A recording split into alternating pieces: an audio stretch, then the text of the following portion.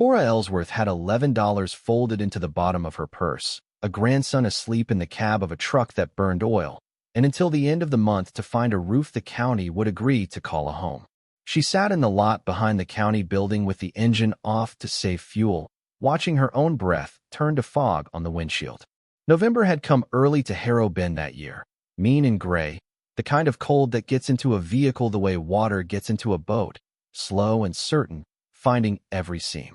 In the back seat, Theo slept under her good wool coat, his cheek against the cracked vinyl, 11 years old and small for it. Grief had a way of making children smaller. She had watched it happen to him over the past 14 months, watched the boy fold inward an inch at a time, and there were nights she would have traded the last of her own years just to give him back 6 months of the ones he'd lost. By the end of this story, I'm also going to share something special with those of you who stick around to the end, something that can help you in your personal life. But first, let's get back to. The eviction notice was in the glove box because she could not bear to keep it in the house, even though the house was no longer going to be the house. Pink paper. A landlord named Dell who had been decent about it. Decent in the apologetic way of a man who needed the rent more than he needed to be cruel. 30 days. The furnace in the duplex had failed in October, and Dell had pulled the heat rather than fix it. And the county had come to look at where a child was living and had not liked the cold or the mold along the bathroom ceiling or the fact that an old woman on a fixed check of $940 a month was the only thing standing between Theo and the system. The caseworker's name was Paula Render. She was not unkind. That was almost the worst part. She had sat at Cora's kitchen table with her clipboard and her travel mug and said the words gently, the way you set down something breakable. We need to see stable housing, Mrs. Ellsworth. Adequate heat. A bedroom for the boy. I want him to stay with you. I do. But I have to be able to write it down. Adequate heat. A bedroom for the boy.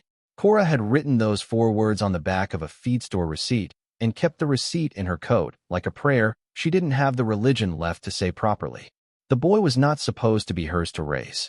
That was the thing she came back to in the dark hours, not with resentment, but with a kind of wonder at how a whole life can turn on a wet road and a telephone.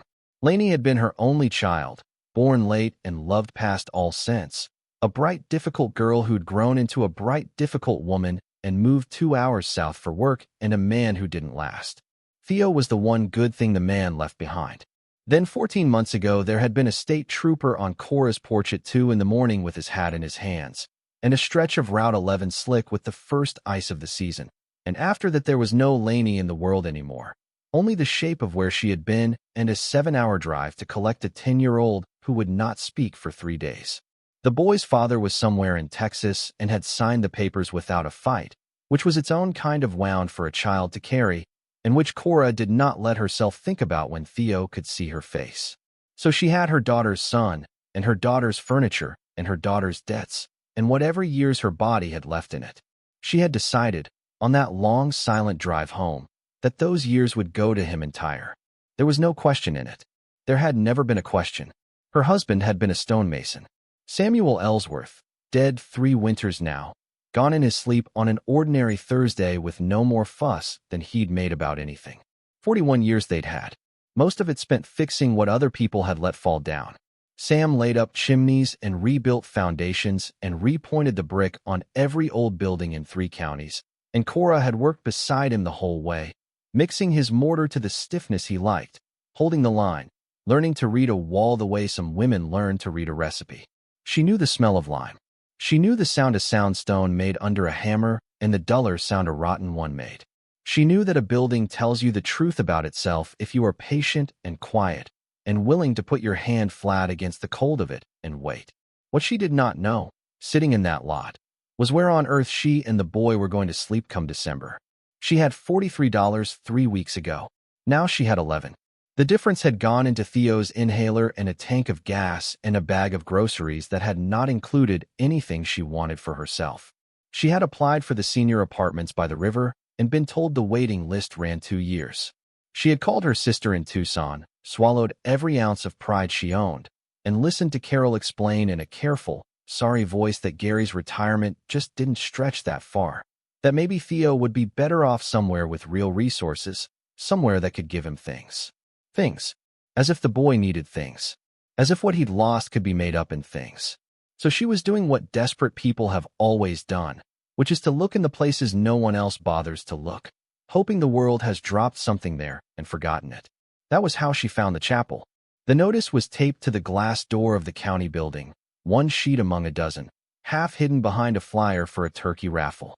Regional Savings and Trust, surplus property liquidation. Sealed bids. A list of foreclosed lots the bank wanted off its books before the end of the fiscal year, the kind of properties that cost more to hold than they would ever bring at sale. A burned house on Route 9. A half-acre of swamp. 2 mobile homes with the wheels rusted into the dirt. And at the bottom, almost as an afterthought, in type a size smaller than the rest, as if even the bank were embarrassed by it, former chapel and parsonage, Sorrel Road. Approximate, 1½ acres. Structure condemned. No utilities. Minimum bid $1. $1. Cora read it 3 times. Then she went inside, out of the cold, into the fluorescent hum of the records office, and asked the woman behind the counter about the chapel on Sorrel Road, and watched the woman's face do something complicated. Honey, you don't want that. The clerk was named Brenda. Her nameplate said so. She had the patient, faintly amused look of someone who had spent 30 years explaining to people what they did and did not want. That's the Crane place. Nobody set foot in it for a generation. Roofs caving. They condemned it years back. Bank only put it on the list because the auditor made them. You'd pay more to tear it down than you'd ever get out of it. Is there a house with it? There's the old parsonage. Little stone thing off the back. Same shape as everything else out there, I'd guess. Brenda leaned forward and lowered her voice, the way people do when they're about to enjoy themselves. You know the stories, don't you?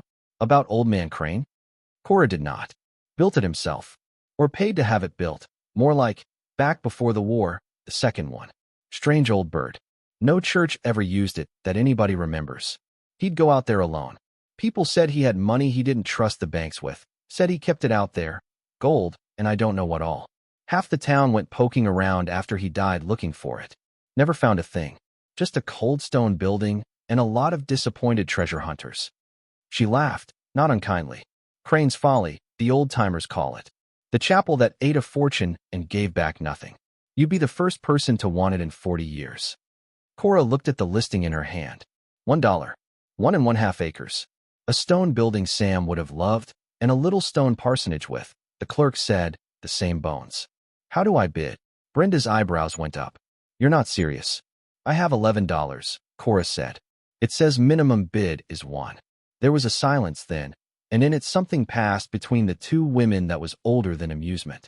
Brenda looked at her, really looked, took in the coat that had been good once and the hands that had worked, and the tiredness around the eyes that no amount of politeness could hide, and her smile faded into something gentler. There's a form, she said. I'll get you the form. The boy woke as Cora climbed back into the truck. Theo had Sam's eyes, gray and steady, and Laney's stubborn chin, and when he looked at his grandmother, he had the wariness all children get when the adults around them keep being surprised by bad news. Where are we going? To look at a place, Cora said. A place to live. Maybe. It needs work. Theo considered this. He was a serious boy. He had always been serious, even before, and afterward the seriousness had hardened into something that worried her, a watchfulness no 11-year-old should have to carry. What kind of work? The kind your grandfather knew. The kind I know. She put the truck in gear and let it warm a moment, listening to the engine cough and settle. It used to be a church, out on Sorrel Road. His face changed. Not much, but she had learned to read the small weather of him, and she saw the flicker of something she had not seen in a long while, which was curiosity. A church, he said. Like a real one. A little one. A chapel. Can I have my own room? And there it was. The whole brutal arithmetic of his small life in one question. Asked so plainly, it broke her heart, clean down the middle. A bedroom for the boy. She did not let him see what it cost her to answer. We'll see what's there, she said. We'll go look. She filled out the form on the hood of the truck with a pen that was running dry, and walked it back into Brenda, and bid $1 on Crane's Folly, and Brenda witnessed it with a kind of solemn ceremony, as if they were both pretending this was a normal thing for a normal person to do. 3 days later the call came. There had been no other bidders. There never were, for the lots at the bottom of the list. The chapel and the parsonage on Sorrel Road, 1½ acres, were hers for $1 and the cost of the recording fee, which was $60 and which she did not have, and which Brenda, may God keep her, quietly paid herself and told Cora was waived for hardship, and Cora knew it was a lie and loved her for it. The deed came in a plain envelope. Cora sat at the kitchen table in the duplex that would not be hers in 3 weeks and held the single sheet of paper in both hands. And for the first time since Sam died, she owned something that no landlord, no bank, no caseworker, and no sister in Tucson could take away from her. It was condemned. It had no heat. It had a hole in the roof and a legend attached that made grown men laugh. But it was hers. Her neighbor across the way, a woman named Glinda who watched the street like it was her job, came out onto her porch when she saw Cora packing the truck the following Saturday. "Where you off to, Cora?" "Sorrel Road. I bought a place." Glinda's face went slack. "You never. Not the old church." "The same. Lord have mercy. That heap?" Glinda laughed, the cackle she saved for the best gossip, and called over her shoulder into the house. Earl, come hear this. Cora Ellsworth's gone and bought Crane's Folly." And Earl did not come, and Glinda turned back with her eyes bright and merciless. "You'll freeze to death out there, you and that boy. There's no power, no water. It's a mile from anything. What in the world are you thinking, taking a child to a ruin?" "I'm thinking it's mine," Cora said, and shut the tailgate. She told herself that the laughing didn't touch her. It did. It always does, no matter how old you get, no matter how many times you tell yourself the opinions of the comfortable are worth nothing to the desperate. She drove out of town with Theo beside her in a truck full of everything they owned, which fit in a truck, and she felt the laughter following her down Sorrel Road like a cold draft under a door. Sorrel Road ran 9 miles out from the edge of Harrow Bend and turned to gravel after the 4th, and then to packed dirt with grass growing up the center hump.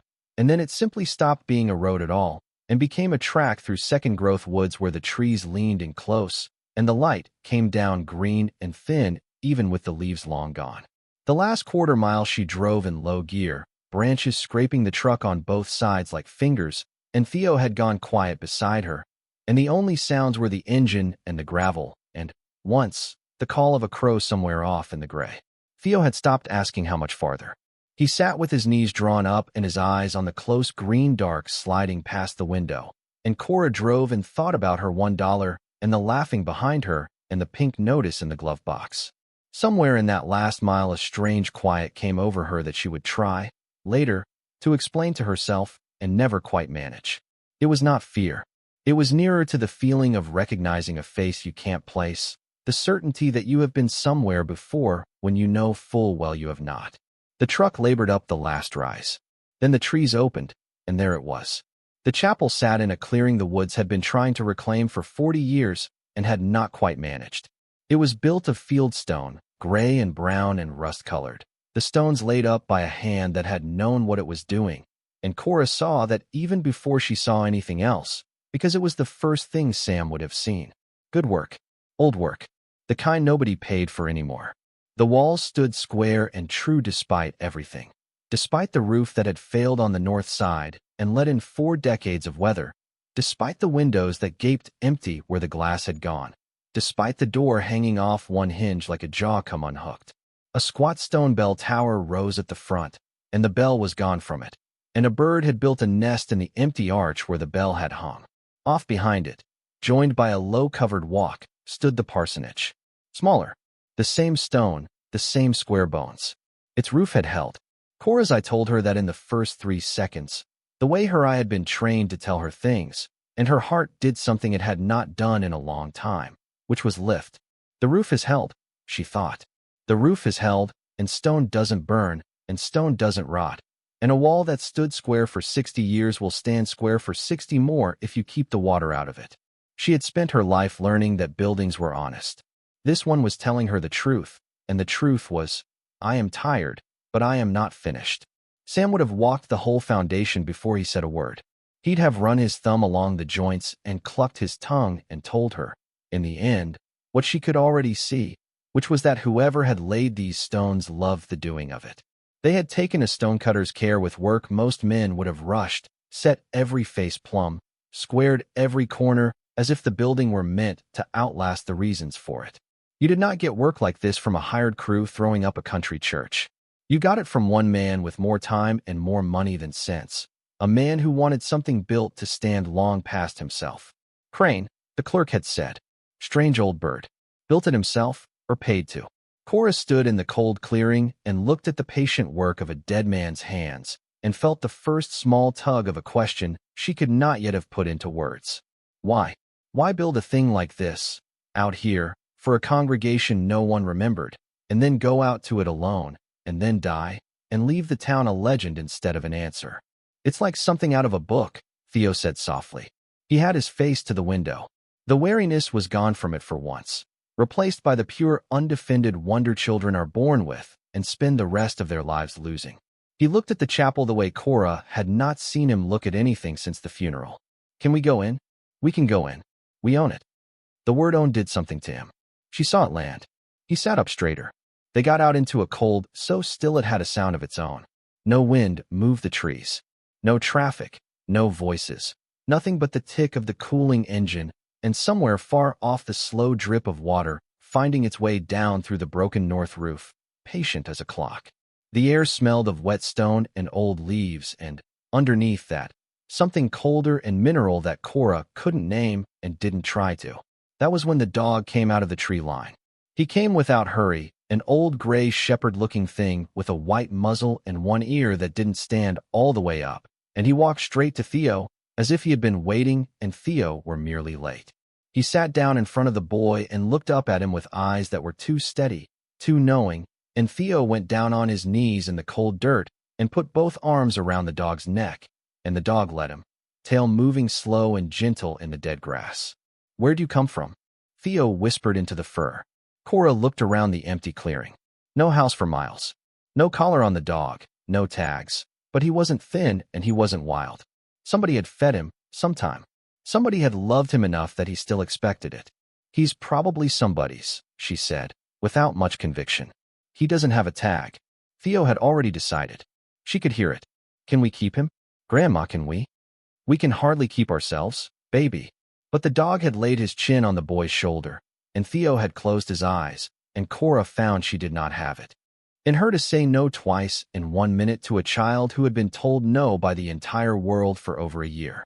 We'll see, she said, which they both knew meant yes. What'll you call him? Theo thought. Otis, he said. He looks like an Otis. The dog's tail thumped once, as if in agreement. The chapel door resisted her, swollen in its frame, and she put her shoulder to it the way Sam had taught her, low and steady rather than hard, and it gave with a groan that went up into the dark of the roof and came back changed. Inside, the cold was deeper. Light fell in long gray bars through the empty windows and lay across a stone floor furred with 40 years of dust and leaves and the small wreckage of birds. There were no pews. If there had ever been pews, they were long gone, burned by tramps or hauled off by scavengers, and the room stood empty and tall, the high stone walls rising to the timber of the roof, the failed north section open to a patch of pale sky. And at the far end, raised on 3 worn stone steps, stood the altar. Cora stopped without meaning to. It was a single block of stone. That was the first thing. Not built up of courses the way the walls were, not assembled, but one piece, a great rectangular block of pale gray stone the size of a chest freezer, squared and dressed, and set square on the floor at the head of the room where an altar belonged. The steps led up to it. Above it, set into the stone of the rear wall, was a cross, plain, carved in relief rather than hung, and below the cross a line of words cut into the stone, weathered but legible, in a language Cora didn't read. She crossed the room slowly. The dust held the marks of nothing, no footprints, no animal tracks past the doorway, as if even the creatures of the woods had agreed to leave this one room alone. Her own footsteps sounded too loud. Theo and Otis came in behind her, and she heard the boy's breath catch at the size of the place, the way a child's breath catches in a cathedral, and the dog went still in the doorway and would not come further. Cora noticed that and filed it away the way she filed everything, without comment, in the patient ledger of a woman who had learned to wait for buildings to explain themselves. She climbed the 3 steps and put her hand flat on the top of the altar. The stone was cold. Of course it was cold, Everything in the place was cold, but this was a different cold, a cold that came up out of the stone and into her palm with a kind of pull to it, the way the mouth of a cellar breathes cold up at you in summer. She stood there with her hand on the stone and her head tilted, listening with her whole body the way Sam had taught her, and a slow certainty began to form in her, the certainty of 41 years of reading walls. This stone was wrong. Not wrong in its work. The work was beautiful. Wrong in the way a thing is wrong when it is hiding something. The block was too clean. The mortar at its base, where it met the floor, was a different color than the lime mortar of the walls, grayer, harder, a cement that had not been invented when the walls went up. Somebody had set this block down on the floor and sealed it there, and somebody had done it later, after the chapel was already built, and somebody had taken great care. And the cold did not come off the stone evenly. She moved her hand along the top and found, at the center, a place where the cold gathered, where it breathed up at her stronger, and when she leaned close and held the back of her fingers above the spot, she felt, faint as a held breath, the slow movement of air. Air, coming up, out of a solid block of stone. She knelt on the top step and looked at the base of the block where it met the floor, and now that she was looking, she saw more of it. The cement seal ran all the way around, unbroken, the work of someone who did not want anything getting in or out, and set into the cement at the front face. Low, where the steps met the stone, was a smaller squared block no bigger than a loaf of bread, its joints so fine she would have missed them if the cold draft hadn't drawn her eye down. A stopper, a plug. She had seen the like in old cisterns, a removable stone set flush so a man could reach what lay below without tearing out the hole. Whoever built this had meant for it to be opened, once, by someone who knew to look, someone who would kneel here in the cold and run a hand along the seam and understand. Cora set 2 fingers against the small block and pushed. It did not move. Of course it didn't. It had sat 60 years. But it was a door. She knew a door when she found one. Even a door made of stone. Even one a man had hidden in plain sight at the head of a church and sealed and left behind. Behind her, in the doorway, Otis began to whine. A low, uncertain sound, rising. The boy's voice came small across the cold room. "Grandma, what's wrong with the dog?" Cora did not answer right away. She was looking at the line of carved words below the cross, and at the altar, and at her own hand resting on the cold center of the stone, and she was thinking of 100 old buildings and the secrets they kept in their bones, root cellars and cisterns, and the hollow spaces masons left and bricked over and forgot. There would be an ordinary reason. There was always an ordinary reason. A drain, a void, a sealed cellar. The cold mind in her, the mason's wife, told her so. But there was an older part of her, the part that had felt the place pull at her from the gravel of Sorrel Road, the part Sam used to tease her about, and that part stood very still on the 3 worn steps and listened to an old dog whine at the door of a room he would not enter, and felt the breath of cold air rise out of solid stone, and thought, without any reason she could have defended, it has been waiting. "Nothing's wrong with him," she said, and made her voice steady, because the boy was watching. "Old dogs don't like cold rooms. Come on, let's go see the house." She took her hand off the stone. It was the hardest thing she had done all day, harder than the bid, harder than Glenda's laughing, and she could not have said why. The parsonage was a mercy after the chapel. It was small and plain and human-sized, for rooms and a hearth, and the roof had held so the floors were dry, and there was a cast-iron stove in the main room red with rust but sound, and a hand pump at the stone sink that gave, after Cora worked it for 2 full minutes, a cough of brown water, and then a thin, clear stream that ran cold and tasted of iron and was, against all the clerk's certainty, water. "There's water," she said, and laughed, and the laugh surprised her. It was not much. She made herself see it clearly, the way Sam had taught her to look at a job before starting it, without hope and without despair, just the plain truth of the thing. For rooms, a stone hearth and a rusted stove, a cracked window in the back bedroom, a soft spot in the floor by the sink she would have to brace, the smell of cold and mice and long emptiness. No power. The clerk had that part right. So the lantern in the truck and a box of candles would be their light until she could scrape together a little generator, if she ever could. But the walls were dry.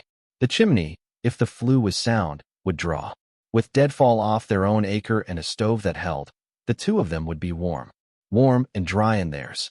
She had cleaned worse places for other people, for far less reason than she had now. Theo ran through the rooms with Otis at his heels, his boots loud on the plank floor, opening the 2 doors that gave onto 2 small bedrooms, and Cora heard him stop in the second one and go quiet. And she came to the doorway and found him standing in a small square room with a window that looked out at the woods, dust in the gray light, an iron bed frame in the corner with no mattress. "Is this one mine?" he said. "A bedroom for the boy. If you want it," Cora said. Her voice did the thing again. She made it stop. "It needs cleaning. The window's cracked. We'll need a mattress, and the stove'll want a new pipe, and I have to look at that flue before we light anything. I won't have us gassed in our sleep the first night." She was counting in her head as she spoke, the old habit, the dollars and the days, $11 in 3 weeks, and a roof a mile from anywhere.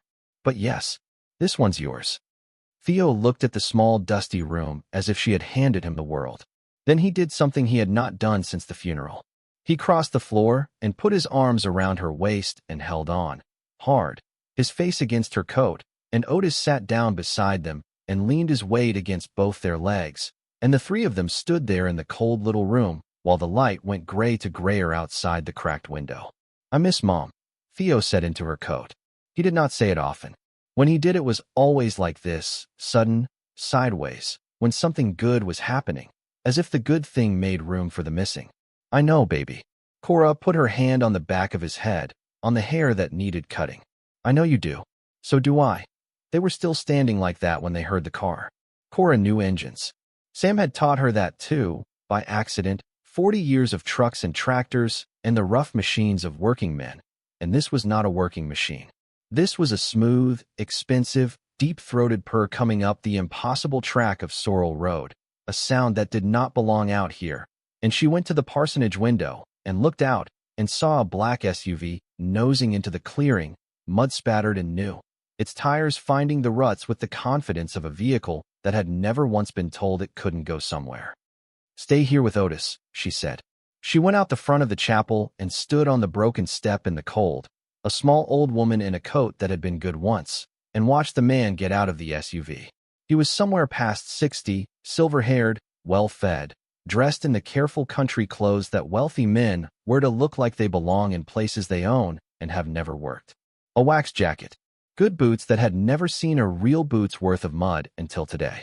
He left the engine running, which told her something, and he came toward her across the dead grass with his hand already out and a smile already arranged on his face, a smile that had been getting him what he wanted for a long time. "Mrs. Ellsworth?" He said it like they were old friends. "Garrett Maddox. I hope I'm not intruding." He took in the chapel, the parsonage, the truck full of their belongings, and Cora watched him take it in and watched the smile never falter, and she trusted him about as far as she could have thrown the SUV. "I heard down at the bank that this old place finally found a buyer. I had to come see who'd be brave enough." "It's bought," Cora said. "I'm her." "So I see." He stopped a respectful few feet off, hands going to his pockets now that she hadn't taken the one he offered. "Beautiful old building, isn't it? In its way. Tragedy what's happened to it. The roof's gone. The north wall follow it inside of 10 years once the frost gets in behind that stone. You know stone." He glanced at her, a quick assessing flick. "Or maybe you don't." "I know stone," Cora said. "Then you know what you've taken on." Maddox shook his head, sorrowful, a man pained on her behalf. "Mrs. Ellsworth, I'm going to be honest with you, because I think you're a sensible woman and I don't believe in wasting anybody's time. This property is a millstone. The bank should never have sold it to a private party, frankly. It's a liability. Condemned structure, no road access to speak of, no power, no septic that anybody's certified in 50 years. The first time that boy of yours falls through a soft floorboard, or the first time a piece of that roof comes down, you're the one the county comes after. You.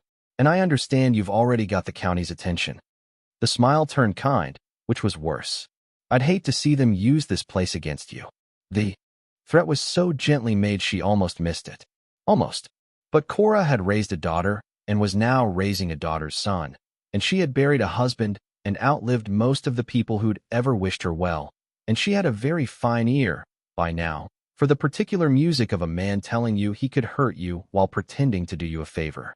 "What is it you want, Mr. Maddox?" He didn't blink. She'd give him that. I want to take it off your hands. I've got an interest in old buildings, restoration, preservation, that sort of thing. A lie, and a smooth one. I'd pay you a fair price, more than fair, a great deal more than the $1 I understand you paid. 5,000.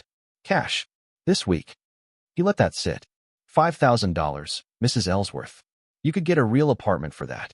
Heat. A second bedroom. Somewhere the county would have no complaint about it all. You'd be doing right by the boy. Before we find out what happened next in the story, I want to take a brief moment to speak directly to anyone watching who might be going through their own sudden, overwhelming transition. If you are navigating a bitter divorce, the loss of a spouse, or a financial shock, you know the hardest part isn't just the money. It's not knowing what to do first. That is exactly why we created the Phoenix Blueprint. It is a practical, step-by-step guide for starting over. It doesn't have fluffy affirmations or vision boards. It is a tactical survival manual.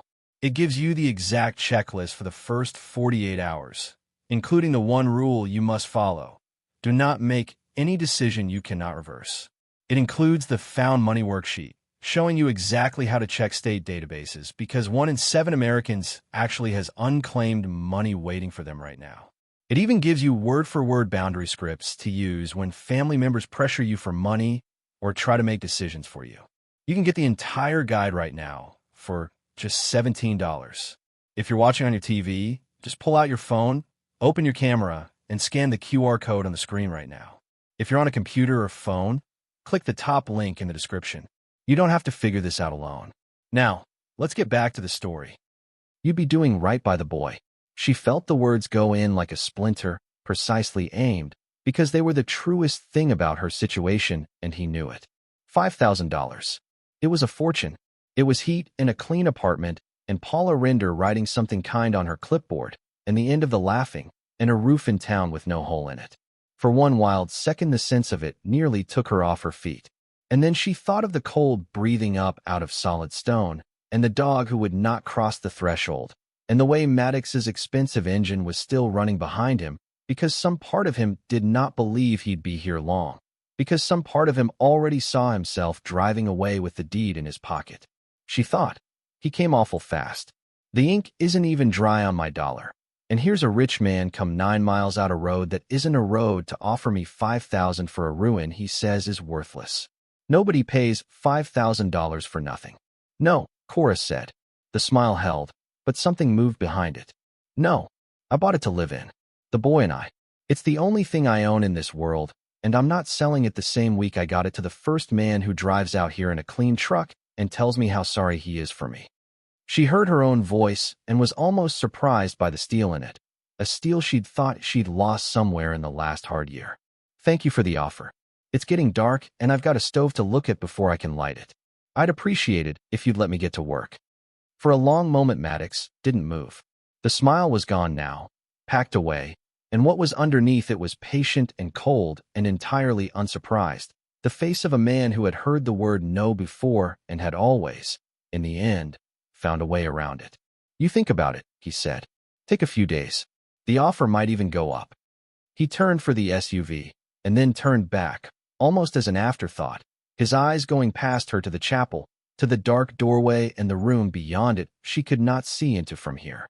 That's a long way out for an old woman and a young boy, he said. No phone, no neighbors. Roads wash out in the spring. If anything were to happen, help be a long time coming. He looked at her then, and let her see exactly nothing, which was the most frightening thing he'd done yet. You take care of yourselves out here, Mrs. Ellsworth.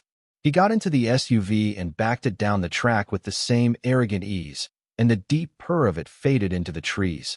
And then there was nothing again, just the still cold and the slow drip of water in the chapel and the gray light going. Cora stood on the broken step a long while after he'd gone. When she went back inside, Theo was in the parsonage doorway with his hand twisted into Otis's fur, and the dog was looking down the empty track where the SUV had gone, hackles up along his spine, a low sound coming out of him that wasn't a growl yet, but was getting ready to be one. Who was that? Theo asked.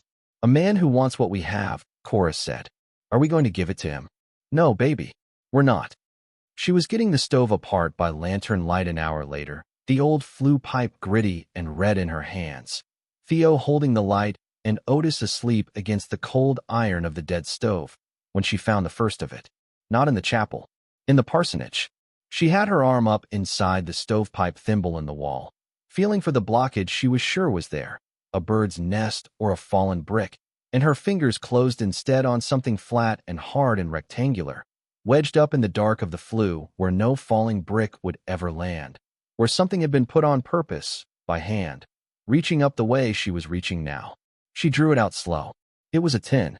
An old tobacco tin, the paint gone to rust, the lid sealed shut with a band of wax gone brown and hard as resin. Heavy for its size. Something inside shifted when she tilted it, a dry whisper of paper, and scratched into the lid with a nail or a knife point, in a careful, old-fashioned hand, for words she would read by lantern light, and then read again, and that would keep her awake long into that first cold night in the little stone house at the end of Sorrel Road, for the one who stays. Cora sat down slowly on the dusty floor with the tin in both hands. Across the room Theo had not noticed yet, busy with the lantern, talking softly to the sleeping dog. The cold breathed in the seams of the old house.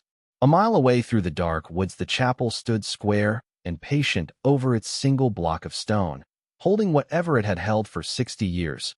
Waiting, she understood now with a certainty that had nothing to do with reason and everything to do with the slow, steady pulse she'd felt the moment her hand touched that cold altar. Waiting for the one who stays. Grandma. Theo had seen her face. What is it? What did you find? Cora ran her thumb over the 4 scratched words. Then she looked up at her grandson in the wavering light, this serious boy with his grandfather's eyes, in the first room of the first home that had ever truly been theirs, and she made a decision that would change everything that came after, though she could not have known it then. I don't know yet, she said honestly, but I think your grandfather would have wanted to find out. The wax came away from the lid in a single brittle curl, 60 years of it cracking under her thumbnail, and the tin opened with a small reluctant sound, the sound of a thing that has been shut a long time and grown used to it. Inside, folded into a square of oilcloth gone the color of weak tea, were 3 things. A letter, folded twice, the paper heavy and yellowed along the creases.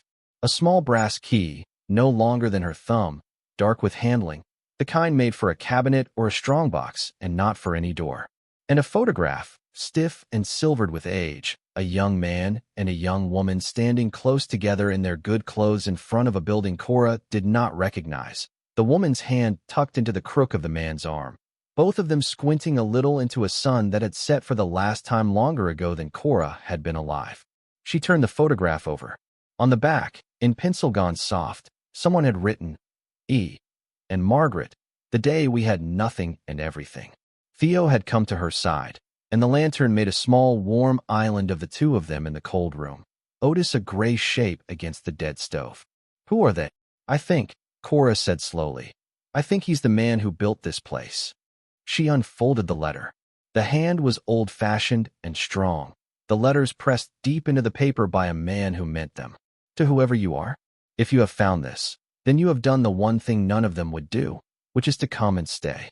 I will not waste your time or mine with greetings, being dead, and you being a stranger. My name is Elias Crane. I built this place with my own money and a good part of my own hands. The town will have told you I was a strange old man who hid a fortune and went mad out here alone. The town is half right, the way towns usually are. I did hide a fortune. I was not mad. I trusted a bank once.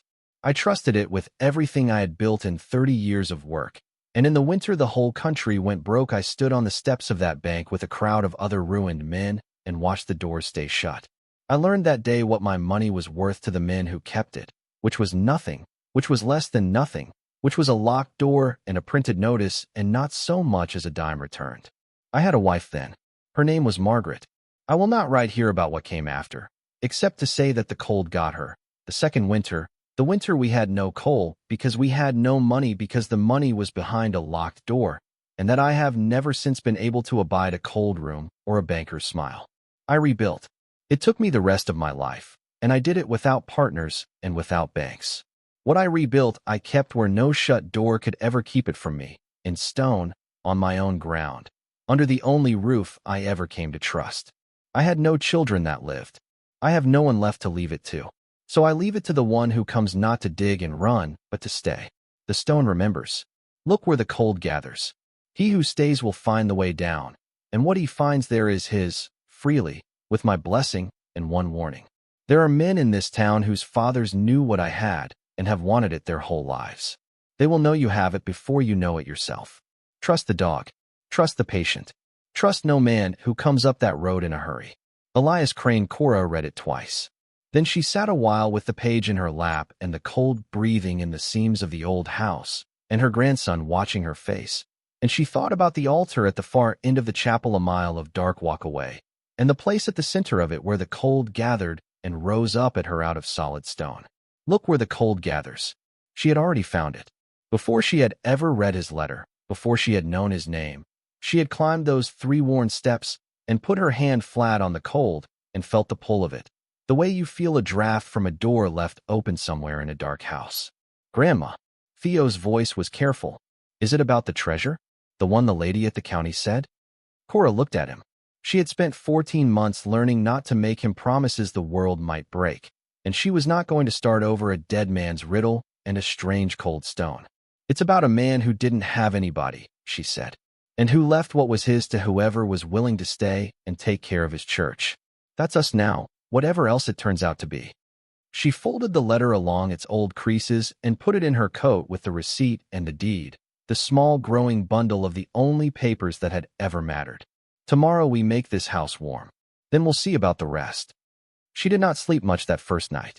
She lay on the bare floor of the room that would be hers, wrapped in 2 blankets in her coat, with Theo asleep across the hall and Otis stretched along the threshold of the boys' door like something posted there on purpose, and she listened to the old house tick and settle. Through the wall and the dark and the mile of woods, she could not stop feeling the chapel standing square and patient over its secret, breathing its cold up out of the stone, waiting, as it had waited 60 years, for the one who stays. She did the work in front of her first. That was the only way she knew. The flue, when she finally got the bird's nest and a half brick out of it and ran a weighted rag down the length on a cord, proved sound. The clay liner cracked in one place, but holding. And on the 3rd day, she lit a small, careful fire in the rusted stove and stood back and watched the smoke decide, after a long, doubtful moment, to go up the chimney instead of into the room. Heat came off the iron in waves. Theo pulled a chair close and held his hands out to it and laughed, an ordinary boy's laugh, and Otis groaned and rolled onto his side in the warmth, and Cora stood in the doorway and watched the 2 of them and let herself, for the length of one breath, be glad.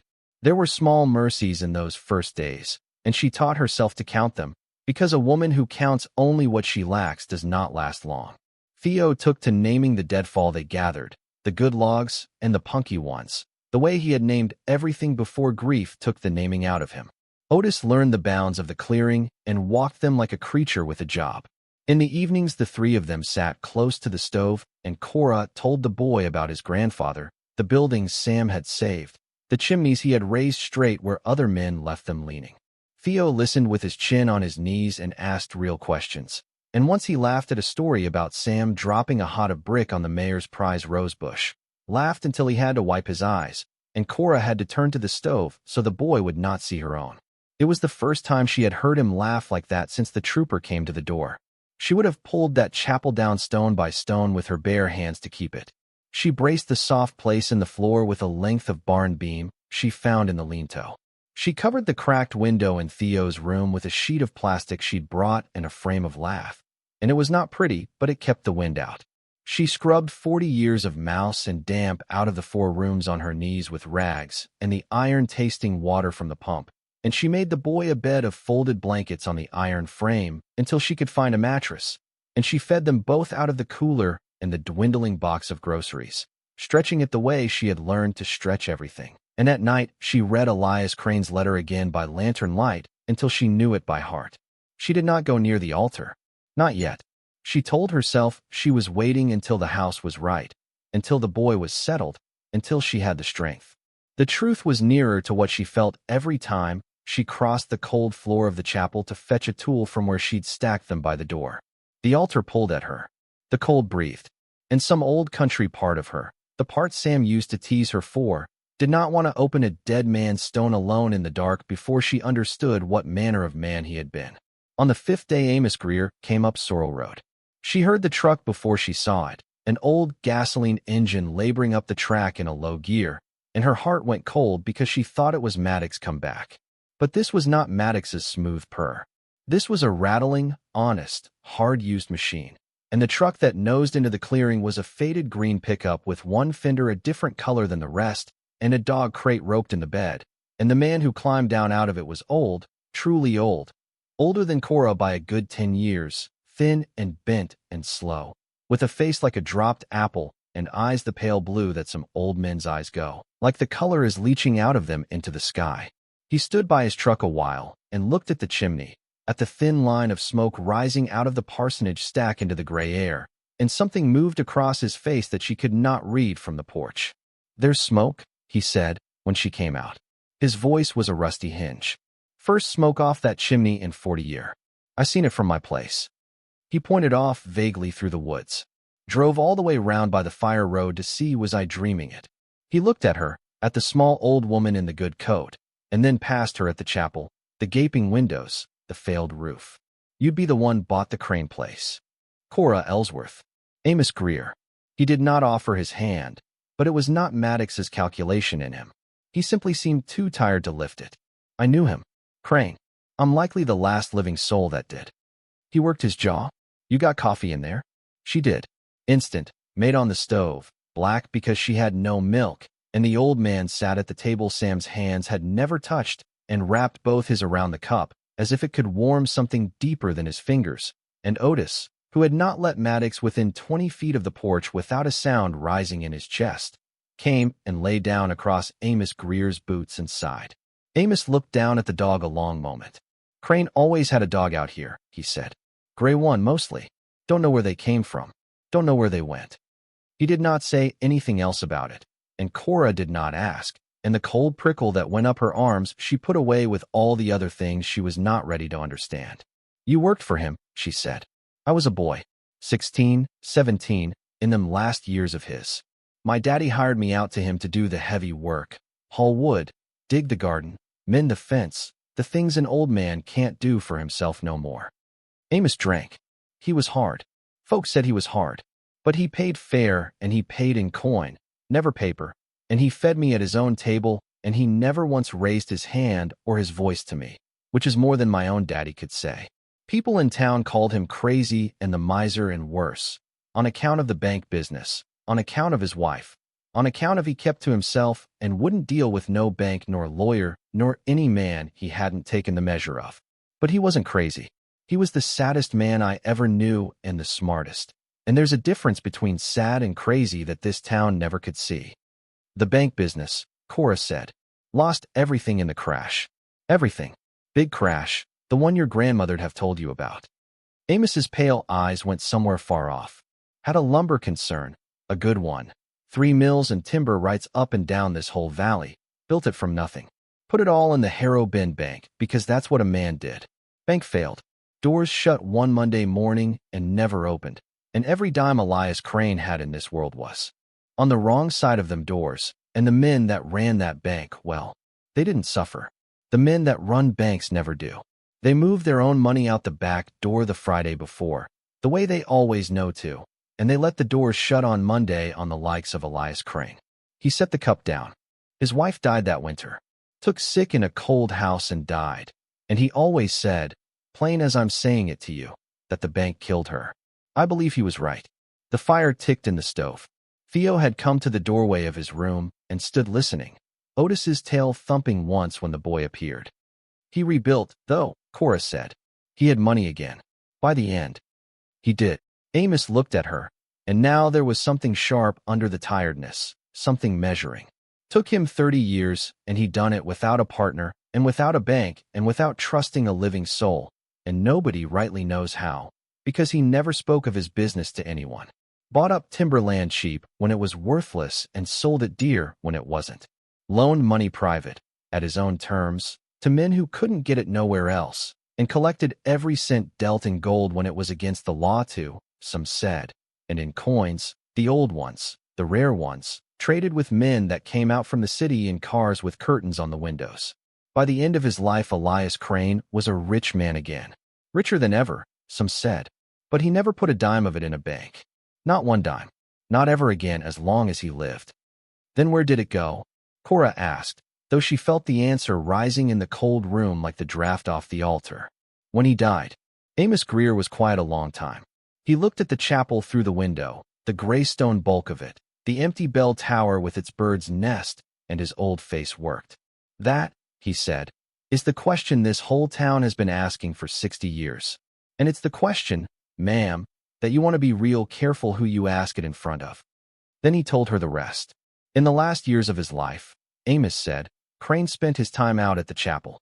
He'd built it years before, a private chapel, no congregation, no preacher, for Margaret, who'd been a church-going woman, built it to her memory the way some men build a stone over a grave. But near the end he was out there every day, alone, and Amos, who hauled the wood and dug the garden, would sometimes see him in there working at the altar with his own hands, an old man on his knees with a trowel and a hock of cement and a load of fine pale stone he'd had brought in special, fussing at the floor and the base of that great block, and when Amos asked him once, being a curious boy, what he was building, Crane had looked at him with those sad smart eyes and said a thing Amos had carried his whole life. He said, the church keeps what the bank couldn't. That's what he told me. The church keeps what the bank couldn't. Amos shook his head. I didn't understand it then. I understood it the day he died. Crane died in his sleep, in the parsonage, the room Cora now slept in, an old man alone with a gray dog.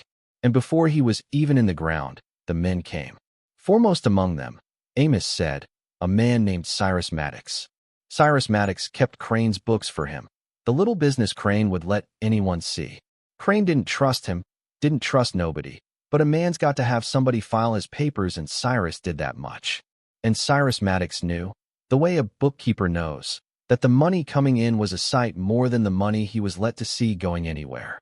He knew Crane was rich, and he knew there was no bank account, and no safe deposit box, and no stock certificate anywhere with Elias Crane's name on it. Because Cyrus had looked. You understand? Cyrus had looked hard. Amos's mouth twisted. So when Crane died, Cyrus Maddox was out here with a crew inside the week, tearing up the parsonage, pulling up the garden, digging the whole acre, sounding the walls of the chapel with a hammer like a man knocking for a hollow. Half the town came out and helped him, treasure mad, the way people get. They dug for the better part of a year, on and off, tore the place near to pieces. He looked around the parsonage, at the patched floor, the scrubbed walls. Never found one red cent. Not a coin, not a bar, not a paper. Nothing.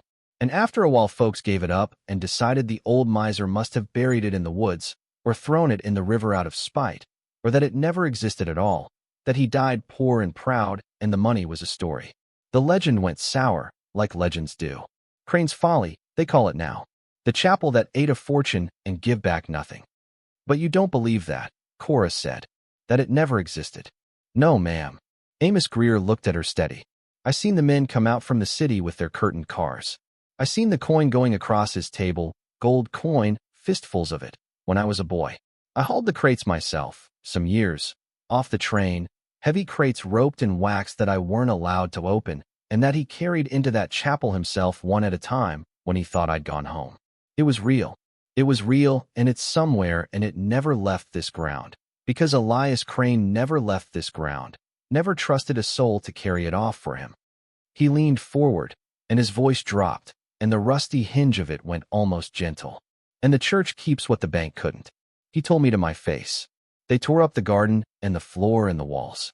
But nobody, ma'am, in 60 years of looking, ever thought to take a hammer to that beautiful altar he built his dead wife. Because who would? Who'd smash an altar? The old man held her eyes. A mason might.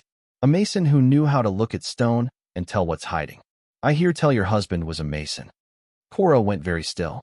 Who told you that? Town's small. Word travels. Amos's gaze didn't waver. I'll tell you who else heard it.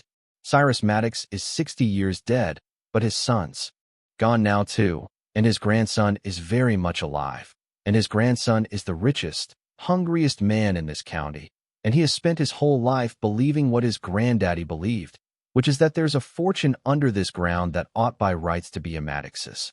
He's a developer, a bank man, sits on the board of the very bank that's the great-grandchild of the bank that ruined Crane, if you want to know how God arranges a joke. And he has been trying for 15 years to get the bank to hand him this chapel quiet, on the cheap, off the books, so he could dig it proper with machines and find what his granddaddy never could. Amos sat back. And then some old woman put in a $1 bid on a sealed lot sale. He wasn't watching close enough, and it cleared before his man could stop it. And now Garrett Maddox is the maddest he's been in his life, and you, ma'am, are sitting square in the middle of it. He's already been here, Cora said. Offered me $5,000. The same week. He'll offer more. Amos stood, slow, his old knees cracking like the stove. He'll offer more, and when more don't work he'll bring lawyers. And when lawyers don't work, he'll bring the county down on you about the boy living rough out here. And when that don't work, ma'am, you remember that his granddaddy tore this whole place apart with his bare hands looking for that gold, and ask yourself how far Maddox will go. He set his cup in the dry sink. I'm an old man and I can't do much. But I knew Elias Crane, and he was good to a poor boy once when he didn't have to be, and I won't stand by and watch a Maddox take from another widow what they tried to take from him. He looked at her. You find that altar's got a secret. You come to me before you breathe a word to anyone else. Not the bank. Not the county. Not a soul. You hear? I hear, Cora said. He was right about the more. Right about all of it, as it turned out. But the more came first. It came 2 days later in the person of a man named Spencer Hale, who arrived in his own car, a low silver thing wholly unsuited to Sorrel Road, and who stood in the clearing in a topcoat and good shoes brushing mud off his cuffs with an expression of refined suffering. He was younger than Maddox, smooth and pressed and pleasant, and he introduced himself as Mr. Maddox's attorney and complimented the chapel in the way a man compliments a thing he means to take. Mr. Maddox has authorized me to improve his offer considerably, Hale said, declining, with a small smile, to come inside. $25,000, Mrs. Ellsworth. For a 1.5-acre lot with a condemned structure on it that you acquired for a single dollar 9 days ago. I don't think I need to tell you that is an extraordinary return on investment. You don't, Cora said. And I told Mr. Maddox no. Hill's smile stayed in place. He had a folder, and he opened it, and he laid it on the hood of his car the way a man lays down a card. I want to be candid with you, because I respect you, and because I think frankness saves everyone grief. There are some irregularities in the way this property was sold.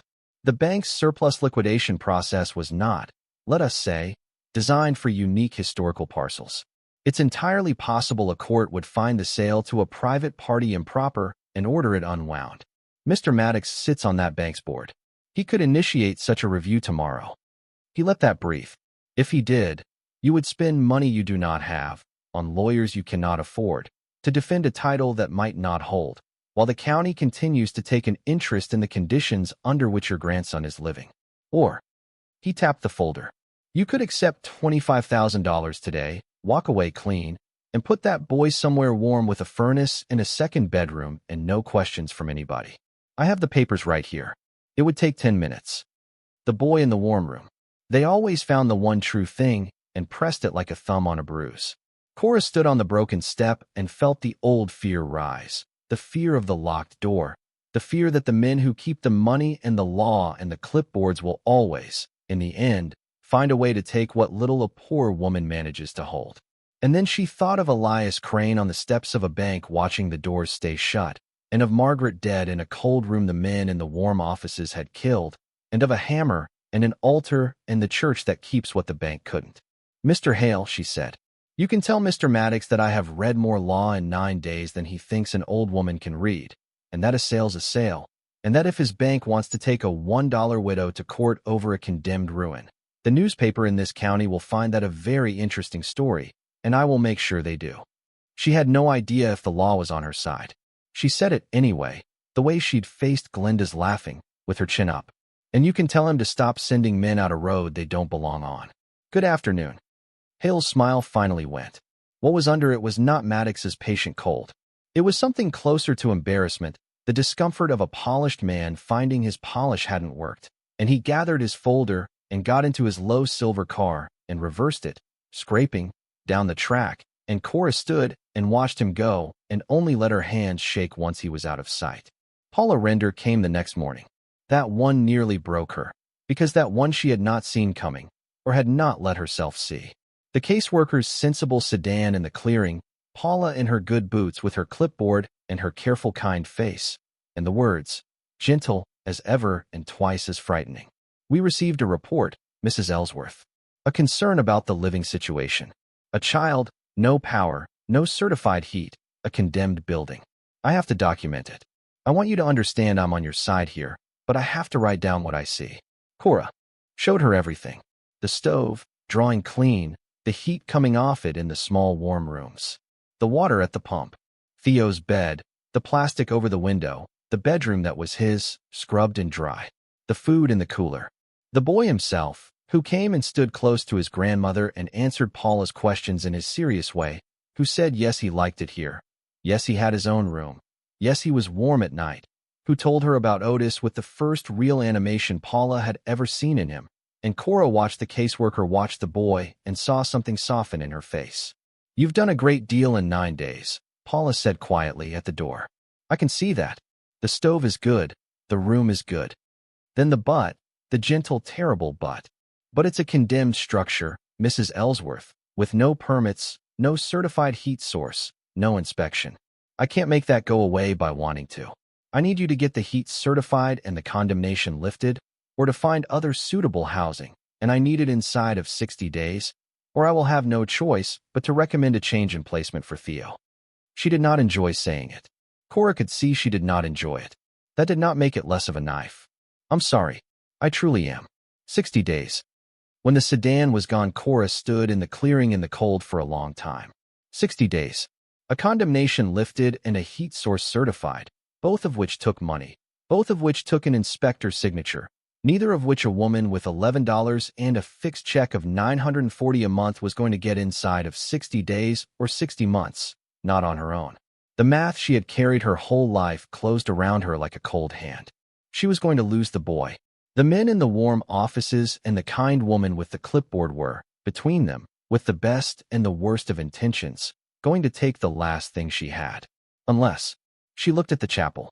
The intrusion came that night, as if Maddox had sniffed her despair on the wind. Otis woke her, a low growl building to a hard bark, his nails skittering on the plank floor as he hit the door. Cora was up before she was awake, the way mothers and grandmothers are. Through the parsonage window she saw it. A light moving in the chapel, a flashlight beam swinging across the high cold walls, and the shape of a man inside, and parked beyond the clearing, dark and engine ticking. A pickup that was not Amos's and not Maddox's silver SUV, a working man's truck sent to do a thing in the dark. She did not have a phone that worked out here. She did not have anyone to call. What she had was Sam's old single-barrel shotgun, which she had never sold because it was Sam's, which she kept clean out of habit and respect though she had no shells for it. And she took it down off the pegs and walked out the front of the parsonage and across the cold, dead grass to the chapel door with the unloaded gun in her hands, and Otis a snarling gray fury at her side, and her own voice coming out of her hard and flat and absolutely steady. Get out of my church. The beam swung to her. The man froze. She could not see his face, only the dark shape of him on the 3 steps of the altar, where he had been. She saw, on his knees, a pry bar in his hand, at the base of the great stone block, at the exact place where the cold gathered. He had been working at the stopper. Maddox had told him where to look. Maddox had known, all along. The same thing Crane's letter told her, the same thing Amos's hammer knowledge told her, that the answer was the altar, and he had sent a man in the dark to take it. Lady, the man started to say. I have got a gun and a dog, and I have got nothing left to lose, Cora said. And you have got about 4 seconds to be off my ground before I find out which of us means it more. Otis lunged the length of his own held breath, and the man broke and ran, dropping the pry bar with a clang on the stone, bolting past her so close she smelled cigarettes and fear, out the door and across the clearing, and the truck's engine roared, and its headlights raked the trees, and it was gone down Sorrel Road faster than was safe. Cora stood in the dark chapel with the unloaded gun and the snarling dog and her heart slamming, and after a while the slam slowed, and she became aware of the cold breathing up at her from the stone, and of the dropped pry bar lying on the steps where the man had let it fall. She picked it up. It was a good bar, heavy, a working man's tool. Maddox had armed his man to break her altar. She would use it to open it first. The next morning she sent Theo to fetch Amos. The boy didn't have a license and the truck wasn't his to drive, but the fire road went through if you knew it, and Amos had drawn him the way of it. And Cora watched her grandson set off through the gray woods on foot with Otis bounding ahead, and felt a fear and a pride so tangled she couldn't have pulled them apart. By noon the green pickup rattled back into the clearing with both of them in it, and Amos climbing down slow, and Cora met him at the chapel door with the dropped pry bar in her hand and her decision made. They came in the night, she said. Maddox's man, working at the altar with one of these. And the county's given me 60 days, or they take the boy. She heard her own voice shake and made it stop. I'm not waiting any longer, Amos. I'm opening it. Today. Before he sends another one. Before the lawyer unwinds my sale. Before anybody can take it. I'd be grateful for your help and I'll understand if you won't. But I'm going down into that stone today one way or the other. Amos Greer looked at her, and then at the altar, and then at the boy and the dog, and his old apple-dropped face settled into something she could only call peace. The peace of a man who has waited 60 years for a thing and finds it has come at last. I've been wanting to see what's down there, he said, since I was 16 years old. Get your husband's tools, ma'am. Let's open old Elias up. She had kept Sam's tools. Of all the things she'd sold in the bad years, the furniture and the good dishes and her mother's ring, she had never been able to sell Sam's tools, and they were rolled in the same oilcloth he'd rolled them in for 40 years, the chisels with their handles worn to the shape of his hand, the brick hammer, the small 4-pound sledge, the cold chisels, and the pointing trowels, and the long pry bar, every one of them oiled, every one of them his. She unrolled them on the altar steps in the gray light, and the smell of the oil came up at her, and for a moment Sam was so present in the cold room that her throat closed. Then she chose the chisel he'd have chosen and the small sledge, and she knelt at the base of the great block where the cold breathed, where the stopper stone sat with its joints so fine you'd never see them unless you knew. And she set the chisel to the cement seal and looked up once at the old man and the boy and the dog. He sealed it to keep the looters out, she said, not to keep it shut forever. Cement this hard, mix this fine, a man meant it to hold against a casual hand. But he left the joints. He left the stopper. He wanted it found, by the right one, the patient one. She thought of the letter in her coat. He who stays will find the way down. He left it for someone who'd know how to take it slow. She took it slow.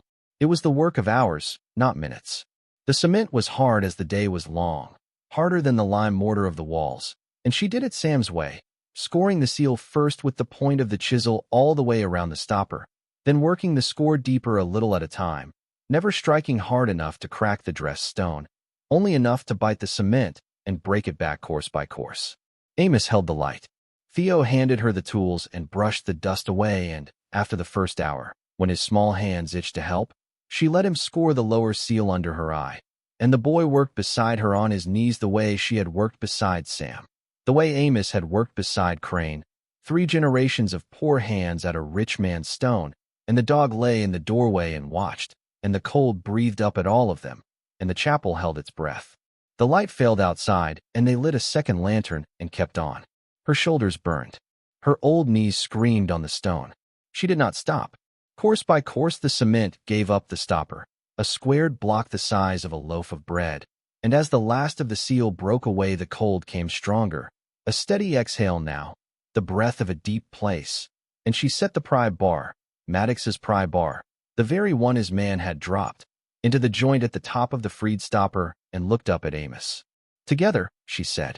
The two of them leaned on the bar, the old woman and the older man, and for a moment nothing happened, 60 years of seated stone resisting them, and then with a grinding sigh the stopper shifted, tilted, and slid free of its socket and tipped out onto the steps with a weight that nearly took her hand off, and out of the black square it left came the cold, full and steady, and a smell, dry and mineral and old, the smell of a place sealed away from the world before any of them were born. Theo brought the lantern. Cora got down on her stomach on the cold steps, the way she was too old to be doing and did anyway, and lowered the light into the dark. A shaft, squared and dressed, the same fine pale stone, dropping straight down into the earth beneath the altar, and set into one wall of it a ladder of iron rungs, rust-furred but solid when she reached, and put her weight on the first one, sunk deep into the stone by a hand that had meant them to last. The shaft went down further than the lantern light reached. Cold poured up it like water. "I'm going down," she said. "Ma'am," Amos started. "He left it for the one who stays." She swung her legs into the black square and found the first rung with her foot. "I stayed."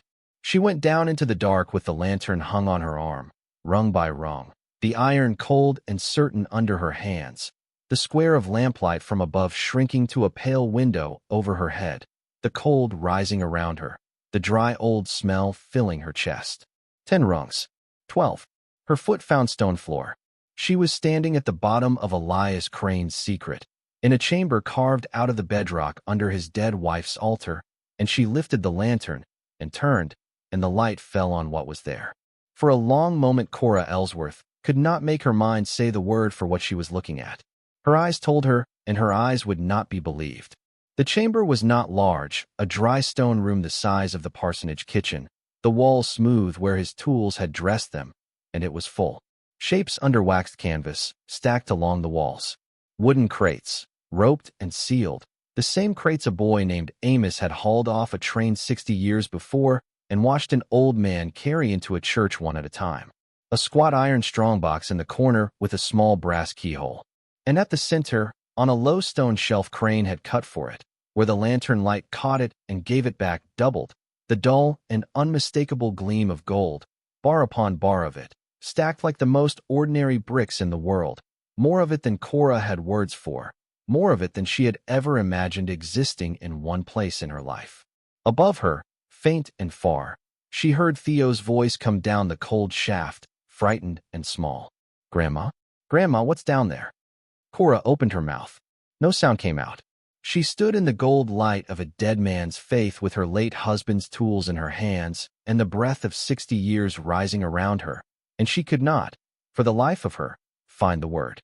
It was Amos who said it, finally, calling down the shaft in his rusty hinge voice, because Cora could not. "Mrs. Ellsworth, what's down there?" And Cora, standing in the gold light with her husband's tools still in her hand, heard herself answer at last, and the word that came was not the word for gold. "Everything," she said. "It's everything, Amos. Come down. Come and see what he kept." She would not let Theo come down first.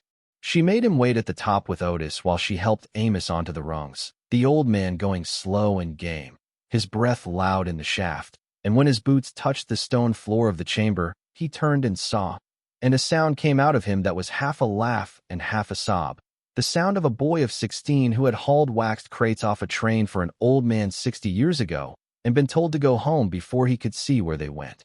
"He carried it himself," Amos whispered. "Every bit. One at a time. Well, I thought he'd gone soft in the head." He put a hand flat against the wall the way Cora put her hand against a wall, and his pale eyes shone in the lamplight. "Oh, Elias. You old fox. You old, sad, beautiful fox." Then she brought the boy down. There are things a person should not do, and bringing an 11-year-old down a 60-year-old iron ladder into a sealed stone room is one of them.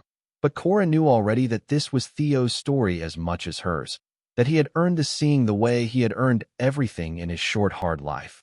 And she went up and brought him down on her own back, his arms around her neck the way they had been on the long drive home with the trooper's words still in the truck, and she set him on the stone floor of Elias Crane's secret and let him look. He did not say anything for a long time. He stood with his hand in Otis's fur, because the dog, who would not cross the threshold of the chapel above, had come down the shaft behind them without a sound and stood now pressed to the boy's side. And Theo looked at the gold stacked like bricks and the roped crates and the iron strongbox in the corner, and what he said, when he finally said anything, was the most truthful thing said in that room all night. "Mom would never believe this." "No," Cora said, and put her hand on his head. "No, baby, she wouldn't." They inventoried it the way Sam would have inventoried a job, slowly, completely, writing it down, because Cora had spent her life learning that you do not understand a thing until you have counted it. There was a stub of pencil in the chamber and a ledger on the stone shelf beside the gold, Crane's ledger, and in it, in the same strong old hand as the letter.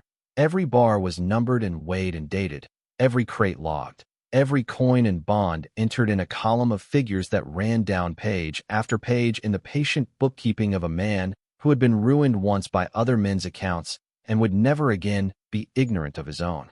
The gold bars were stacked 4 high and 4 deep along the longest wall, 391 of them by Crane's count, and Cora lifted one and nearly dropped it, the weight of it shocking in her hand, denser than anything that size had any right to be, cool and dull and absolute. The crates, when Amos worked the lid off the first one with the dropped pry bar, were full of coins. Gold coins, the old American ones with the eagle and the lady, double eagles Crane's ledger called them, packed in rolls and cloth, thousands of them, some bright as the day they were struck and never circulated at all, sealed away before they could be ruined by a single human hand the way the men in the bank had ruined everything Crane touched. And the strongbox. The squat iron strongbox in the corner with its small brass keyhole. Cora took out the brass key from the tin, the key no longer than her thumb. The key she had carried in her coat with the deed and the letter for 9 days without knowing what it opened, and she knelt and fit it to the lock and it turned, 60 years, and it turned clean, oiled like everything Crane left, and the lid came up. Inside, the strongbox held the heart of it. There were coins in there too, but not loose, not in rolls. These were singles, each one cased in a small fitted box of velvet gone soft with age, each one labeled in Crane's hand, and Cora did not understand what she was looking at. But Amos, who had watched the men come out from the city in their curtained cars, breathed a name over one of them that meant nothing to her then and a great deal to her later, and said, in a voice gone thin, "I didn't know it was real. He always said he had it. I thought it was the one thing he made up." There were perhaps 40 of them, the case singles, and they would turn out to be worth, between them, more than the gold and the bonds and everything else in the chamber together. But Cora did not know that yet, kneeling there in the cold. Below the coins, in a leather folio cracked and stiff, were the bonds. Bearer bonds, ornate as wedding certificates, the kind made out to whoever held them and to no name at all, because Crane would put his name on nothing a bank could find.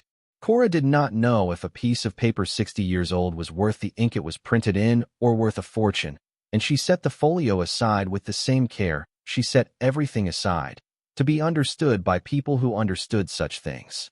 And under the bonds, wrapped in a square of the same oilcloth as the letter, were Margaret's things. A ring, plain gold, worn thin. A lock of hair, fair, tied with a faded ribbon. A small black Bible with her name in the front in a young woman's hand, Margaret and Crane, and inside the back cover, pressed flat for 60 years, a sprig of something that had once been a flower. And Crane's journal, the real one, the long one, a book bound in dark leather that he had written in across the last decades of his life, and that Cora would read over the following weeks by lantern light in the warm parsonage, slowly, the way you read a letter from someone you have come to love after they are gone. She did not read it all that night. That night she read only the last entry, because the last entry was on top, dated, the ink of it the freshest in the book, written, she understood, not long before the old man lay down in the room where she now slept and did not wake. "I am near the end now, and not sorry. I have kept what was mine. The town thinks I lost it twice, once to the bank and once to madness, and the town can keep thinking so, for the town never lifted a hand for me when the door's shut, and it can dig my garden when I am gone and find its own foolishness for its trouble. I have hidden it where only patience and a true hand will reach it, under Margaret's stone, in the only church I ever trusted, and I have left it for whoever is poor enough and stubborn enough and faithful enough to come and stay rather than dig and run. Maybe no one will come. Maybe it will lie under the cold forever, and that is all right too, for a thing well made does not need to be found to be true. But if you have come, if you are reading this in my house with my fire lit, then you are the one, and you should know that I do not give it to you because you deserve it. For who deserves anything? But because the world took everything from a good woman once in a cold room while the men who could have helped counted their money behind a locked door. And I have spent 60 years making sure that the next time the world reaches for a poor body's throat, there will be a hand to slap it down. That hand is yours now. Use it. Pay no man a debt of fear. Keep my Margaret's church standing. and let the rest go where it is needed, and do not, whatever else you do, do not ever again let them tell you that what you love is not worth the keeping.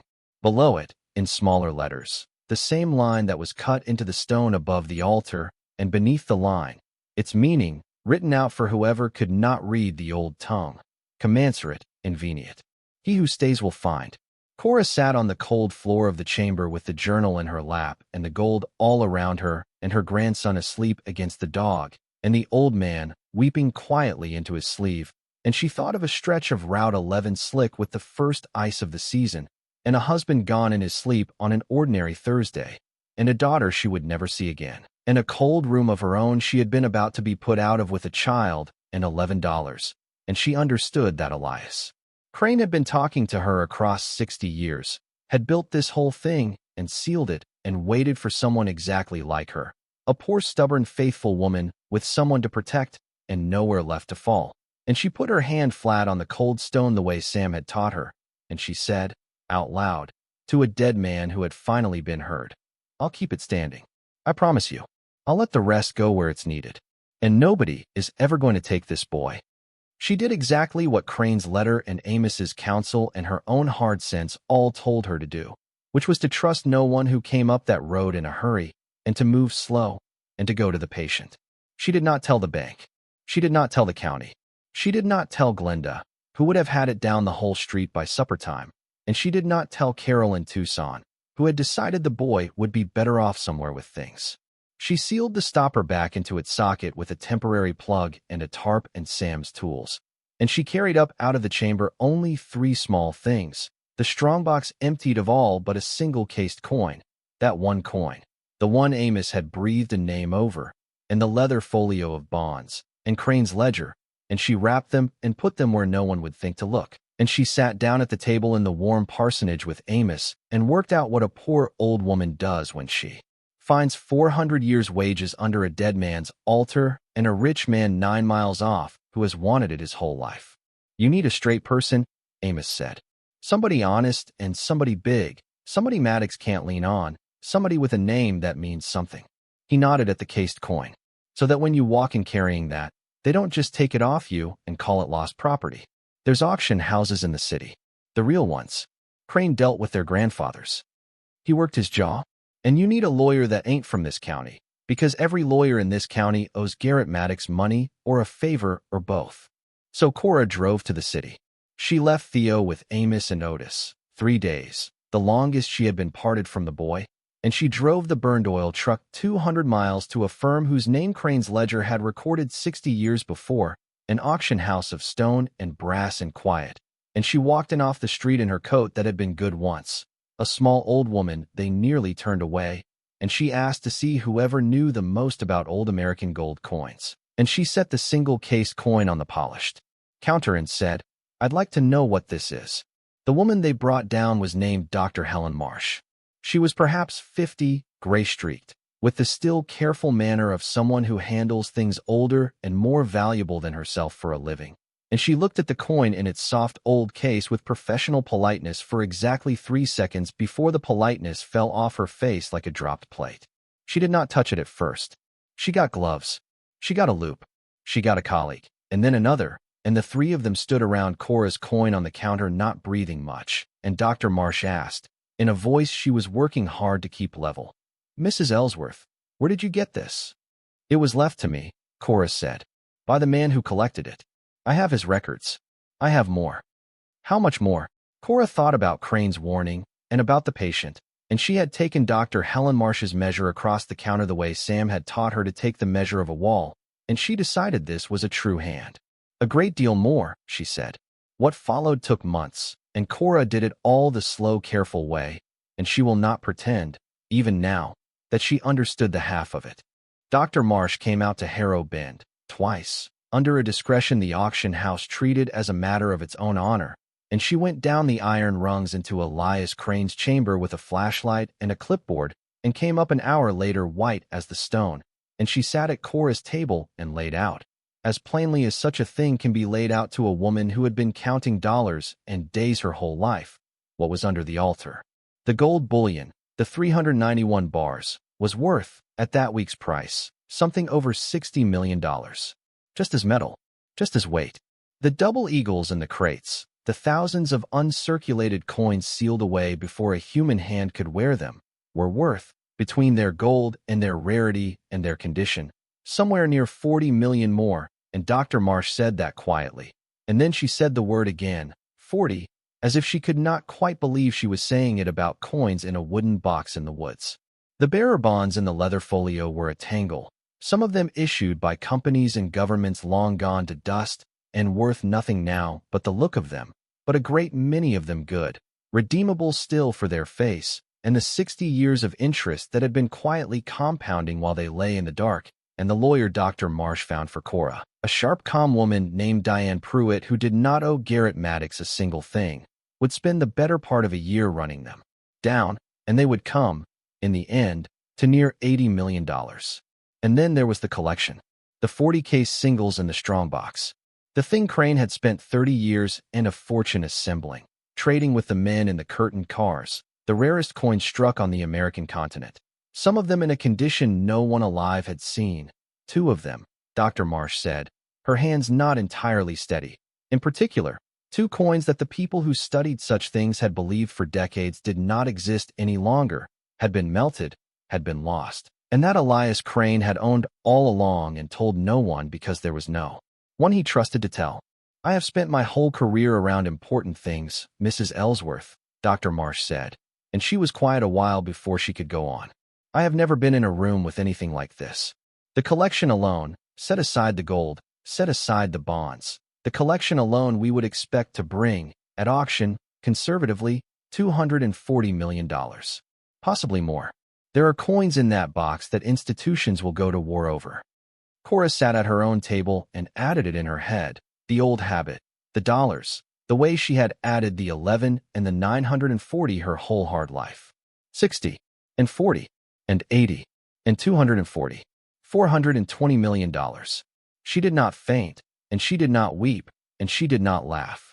She sat very still, a small old woman in a warm small room, and she thought, of all the things she could have thought, about a furnace. About a furnace and a second bedroom and a kind woman with a clipboard who had told her 60 days. And then she thought about Elias Crane writing in the cold that he had spent 60 years making sure there would be a hand to slap the world's grip off a poor body's throat. And she put her own 2 worn hands flat on the table to stop them shaking. And she said the only thing there was to say. Then I expect we'd better make sure nobody takes it. Garrett Maddox found out, of course. A thing that sighs cannot stay quiet forever.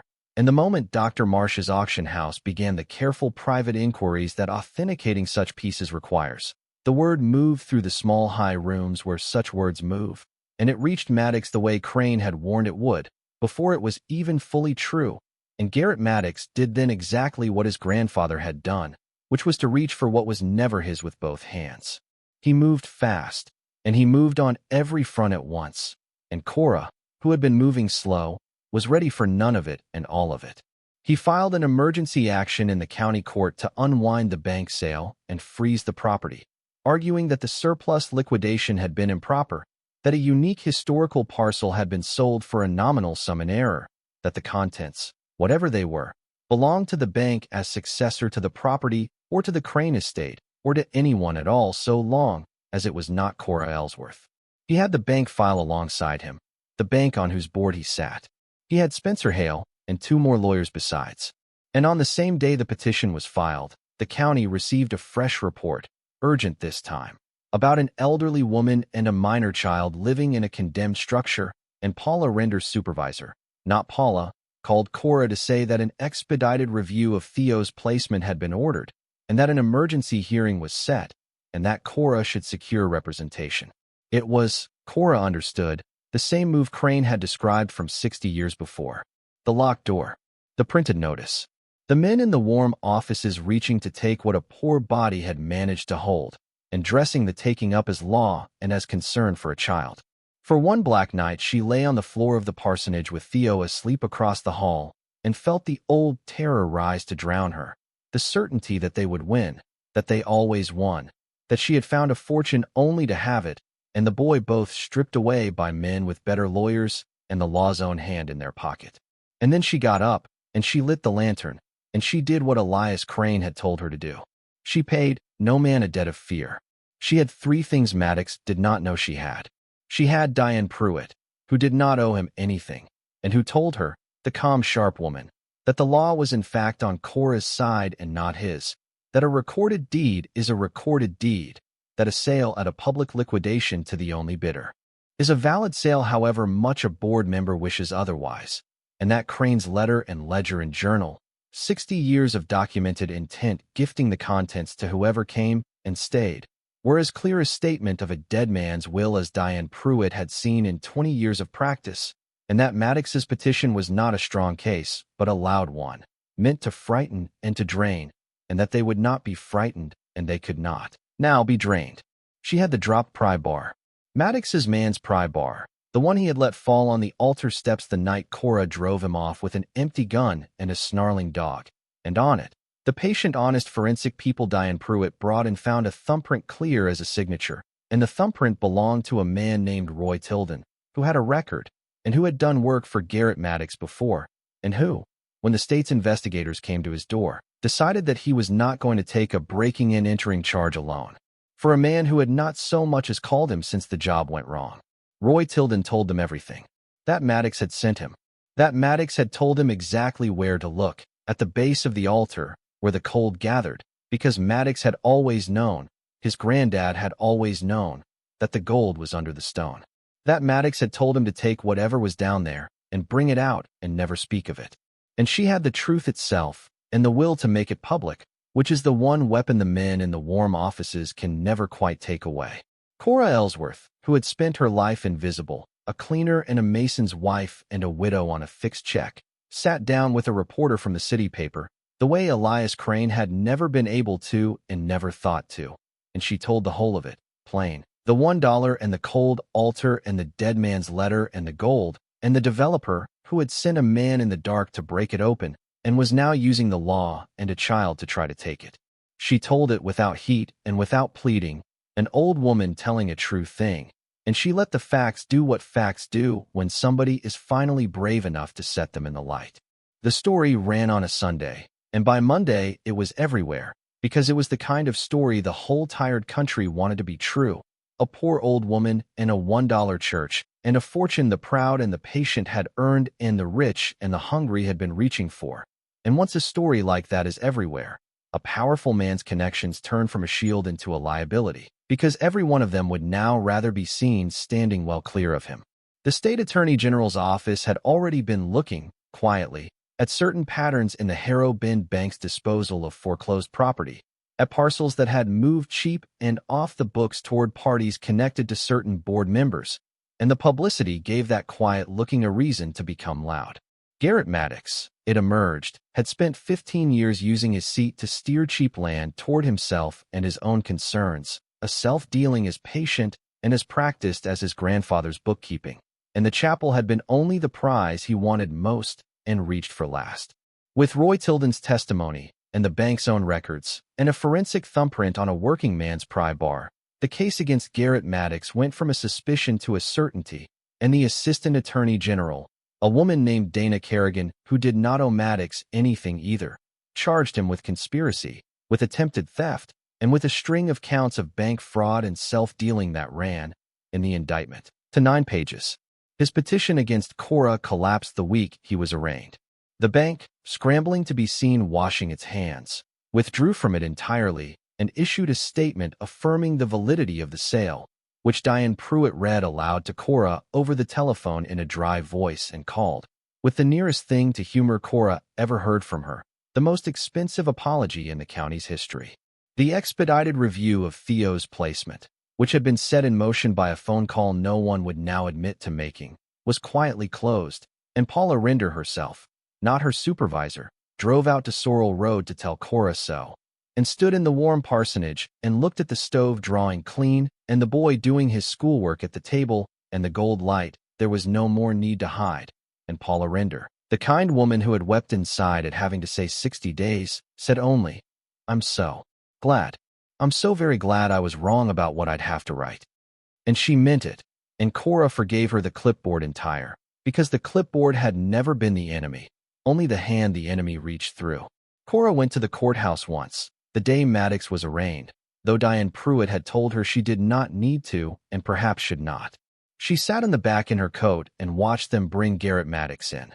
The silver hair, the good clothes gone somehow loose on him already, the patient cold gone out of his face, and something small and frightened come into it. The look of a man who has at last met a locked door of his own. He saw her in the back.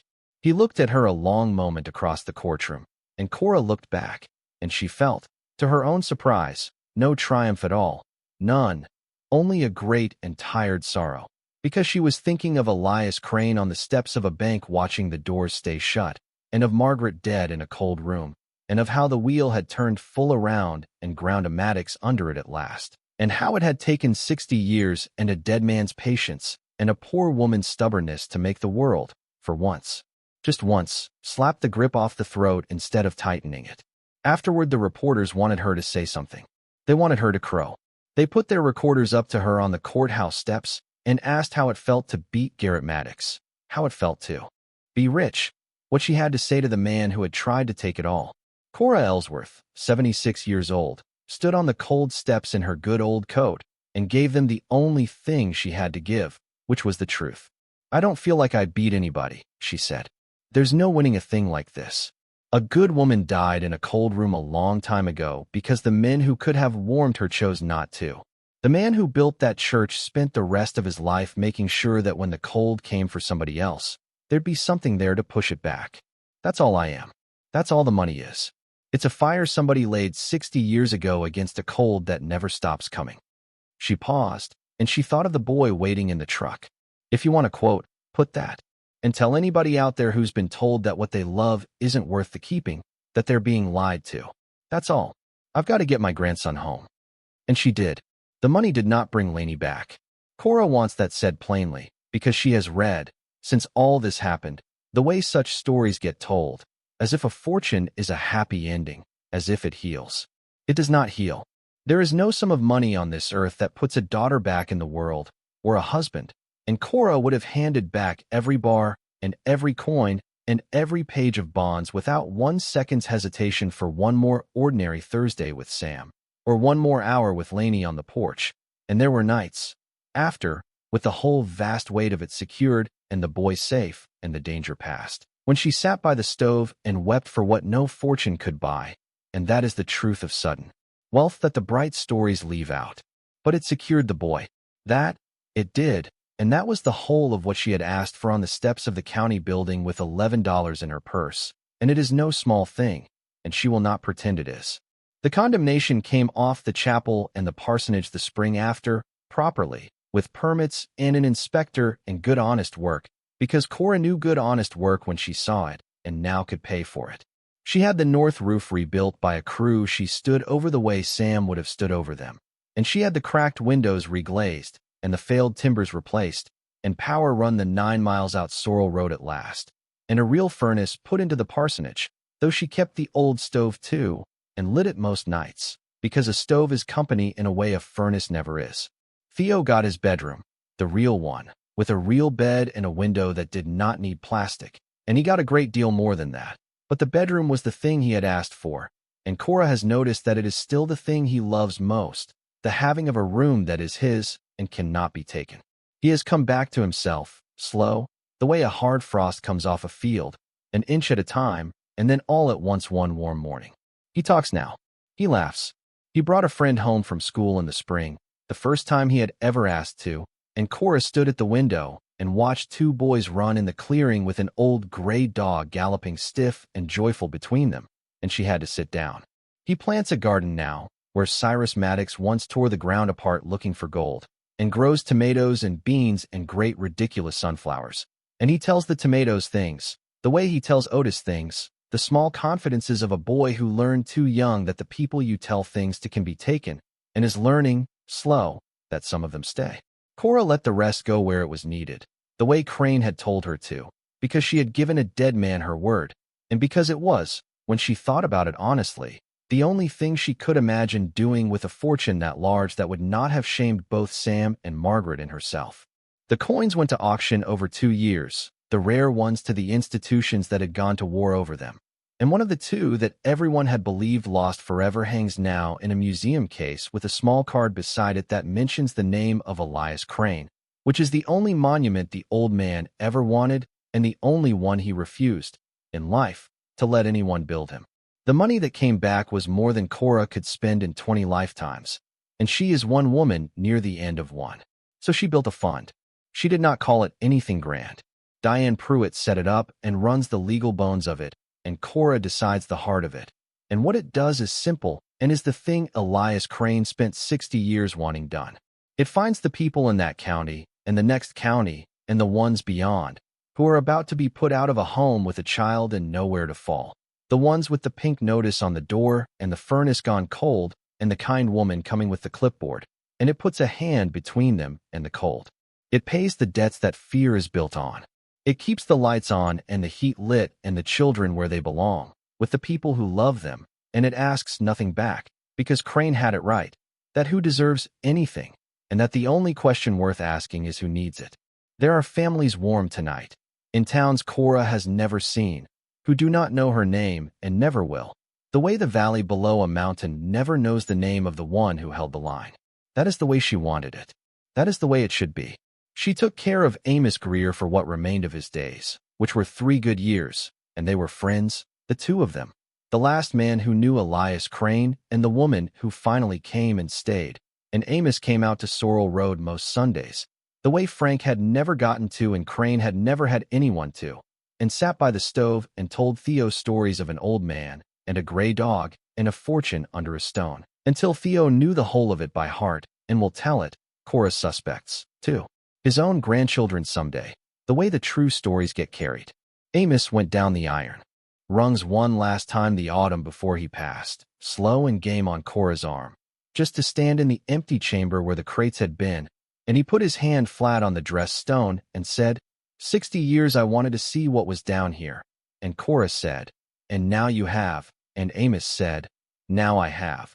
And they climbed up together into the light, and he died that winter in his own bed warm, which is more than the world had let Margaret do, and Cora paid for the stone over him herself, and had them cut on it, under his name, the words from the altar, he who stays will find. It seemed to her the truest thing she could say about a man who had stayed near the chapel his whole long life waiting for someone to come. Carol called from Tucson when the story broke, full of a sudden warmth, a sister found again, and Cora was kind to her, because Cora is kind, but she was clear-eyed too, and when Carol began, delicately, to speak of how Gary's retirement had never quite stretched and how Cora must understand the position they had been in, Cora said only, gently, I do understand, Carol. You thought the boy would be better off somewhere with things. He's better off here, with me, and now he has things too, so it's worked out. And she did not say the rest, and she did not need to, and Carol heard it anyway, and they are sisters still, at a distance, which is perhaps the most either of them ever had it in them to be. As for the town that laughed. Glenda came out to Sorrel Road once, the spring after, with a casserole and a face arranged into neighborliness, and Cora let her in and gave her coffee and listened to her talk about how she'd always said, hadn't she, that there was more to that old place than people knew, how she'd always had a feeling about Cora, and Cora drank her coffee and said and let the woman build whatever stories she needed to live with, because a person learns, by 76, that the comfortable will always remember themselves as having been kind, and that correcting them costs you more than it costs them, and that the only revenge worth taking on the people who laughed is to be, in the end, too happy to have noticed. Cora was. She had noticed, of course. She had felt every laugh follow her down Sorrel Road that first cold day like a draft under a door. But she had a warm house and a safe boy and a fortune laid out doing exactly what a good dead man had asked of it, and the laughing seemed, from there, a very small and far-off thing, the noise of people who had never had to find out what they were made of, and she found she could forgive it entirely, which is its own kind of wealth, and the only kind Cora had ever truly wanted. She kept the chapel standing. That above all. She had given her word. She did not turn it into anything. People suggested things, a museum, a foundation headquarters, a venue. Cora said no to all of it. She had the north roof rebuilt true and the stone repointed and the windows reglazed with plain glass. And she had the empty bell tower fitted with a bell, a real one, cast new but cast right, because the old one was 60 years gone and there was no finding it.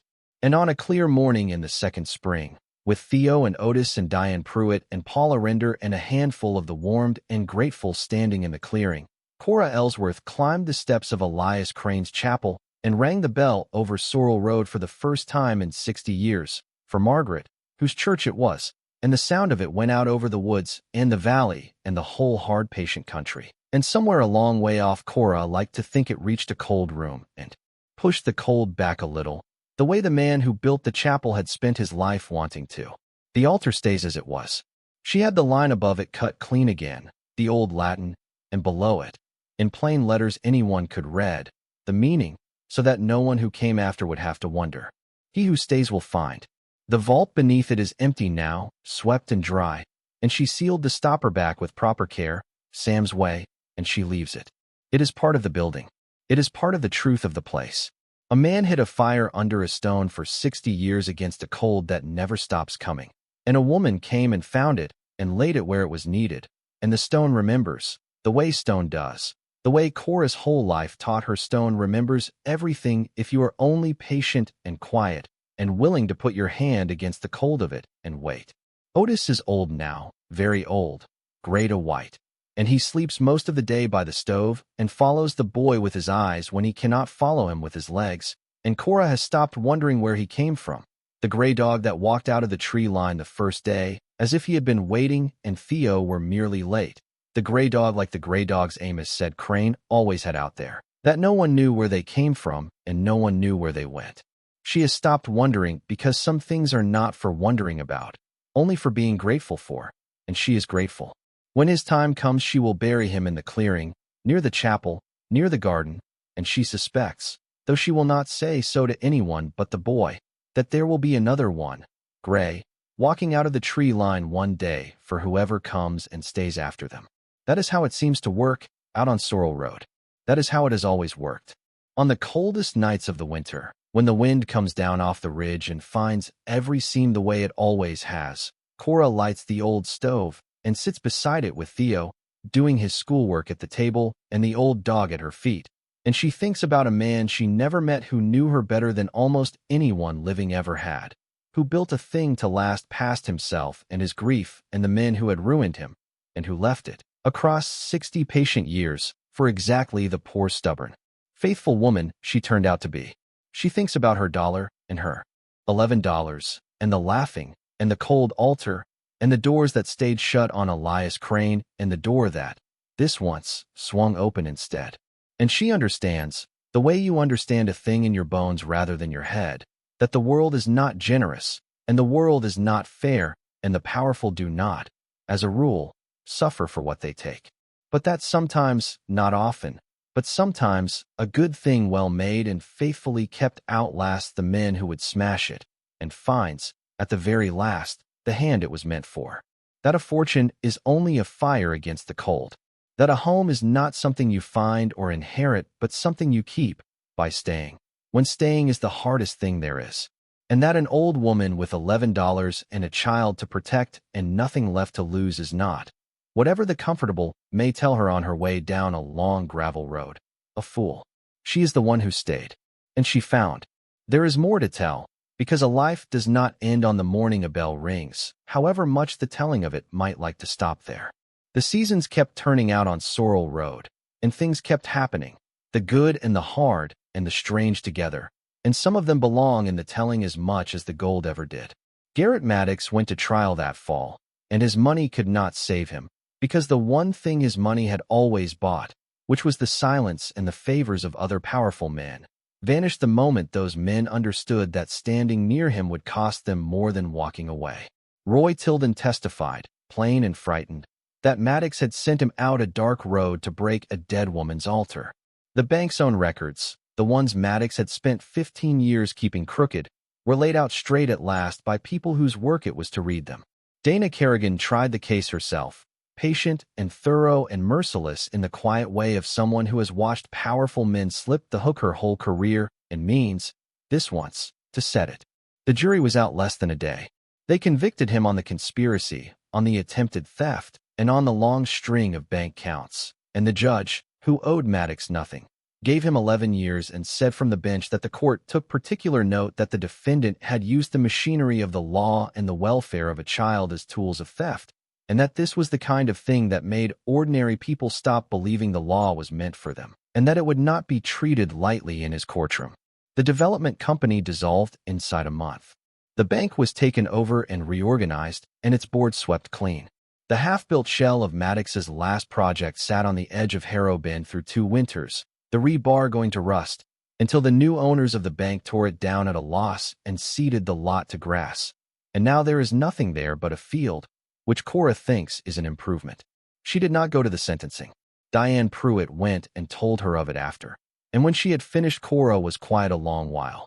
And then she said only that she hoped they kept the man somewhere warm.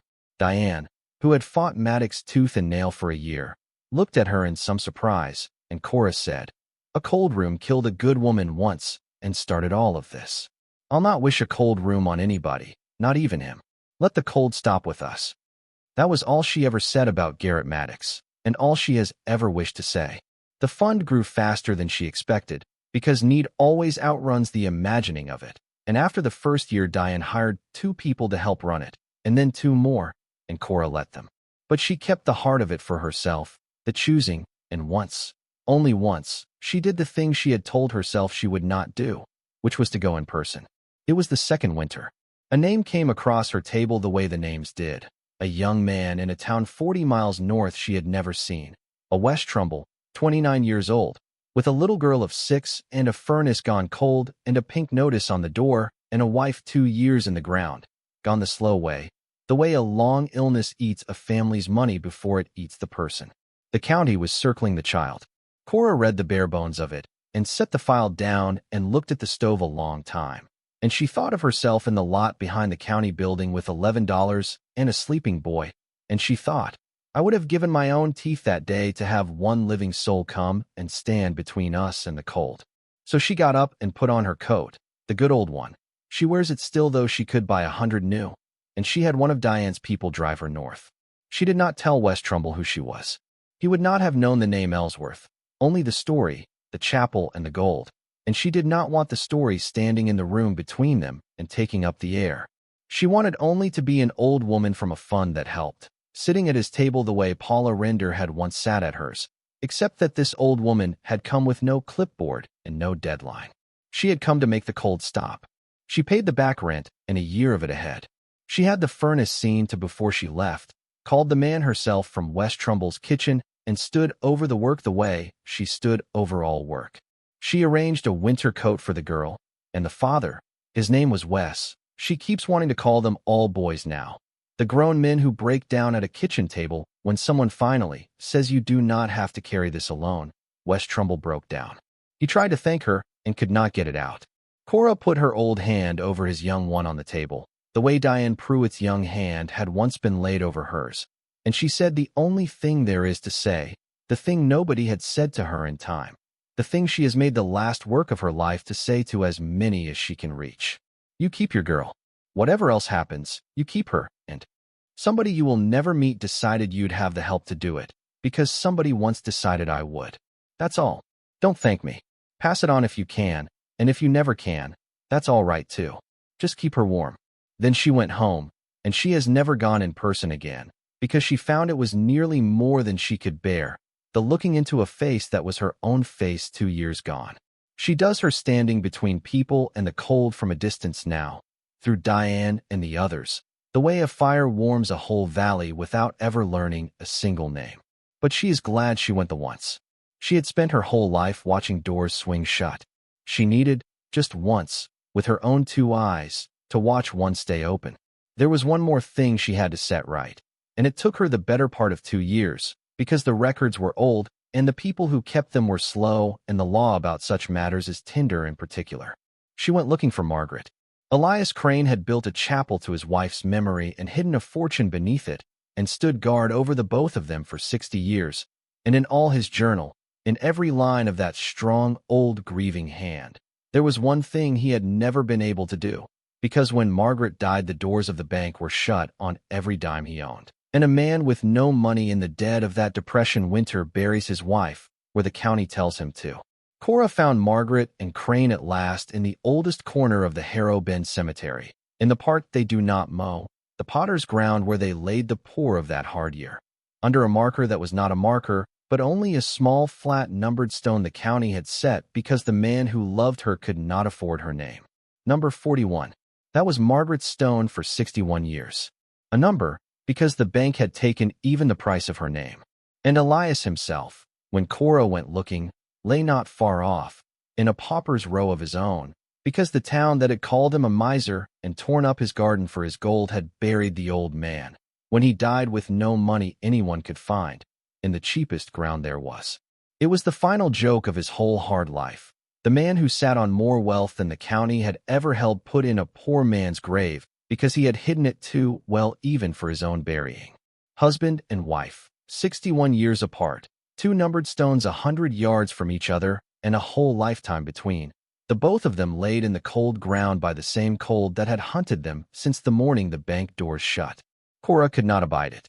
She had given Crane her word to keep his church standing and to let the rest go where it was needed, and she decided, in the patient, stubborn way she decided everything, that this was somewhere it needed to go. It took lawyers and permissions and a judge's order, and the most of those 2 years, but on a morning in the third spring, with the bell long rebuilt and the chapel made whole and the dogwood coming white along the tree line, they brought Elias and Margaret Crane home. Cora had them laid together in the clearing beside the church he had raised for her, under one good stone of pale dressed granite. Cut by a mason she chose herself, and stood over the way Sam would have stood. On the stone she had their 2 names, and their dates, and below the dates, in plain deep letters, the words Elias had written in pencil on the back of a wedding photograph more than 60 years before. The day we had nothing and everything. It was the only thing she could think to put there that was truly his and truly theirs. It was not a large gathering. Theo was there, and Otis, gone all white now and slow, and Diane Pruitt, and Paula Render, who had asked to come, and a few of the warmed and the grateful, and an old retired stonecutter who had once known Amos. Cora is not a woman for speeches.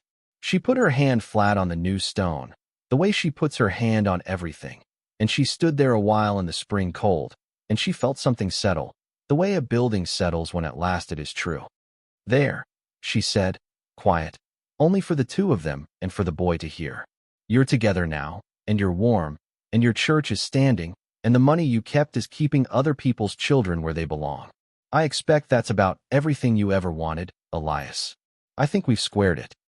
Then she rang the bell, and the sound went out over the clearing in the woods, and that, she believes, was the truest morning of her whole long life. Theo is 13 now. He is shot up the way they do, all wrists and appetite, and he has Sam's gray eyes and, more and more, Sam's hands, because Cora has been teaching him the one trade she has to give. She started him the spring he turned 12, on a low garden wall, the way Sam started her 40 years and a lifetime ago, and the boy took to it the way he takes to everything now that the world has stopped taking things from him, which is to say wholly, with his whole serious heart. She taught him to mix the mortar to the stiffness that is right and not the stiffness a hurried man wants. She taught him to read a wall, to lay his hand flat against the cold of a stone and wait until it told him the truth of itself. She has watched her grandson learn the patience the chapel once asked of her, the patience the gold only proved she had always owned. He can point a joint near as clean as she can. He has Sam's brick hammer, the one with the handle worn to a dead man's grip, and she gave it to him on his 13th birthday and watched him understand what it was. And the boy who once would not speak for 3 days held the old tool and could not speak for a wholly different reason, and that was all right too.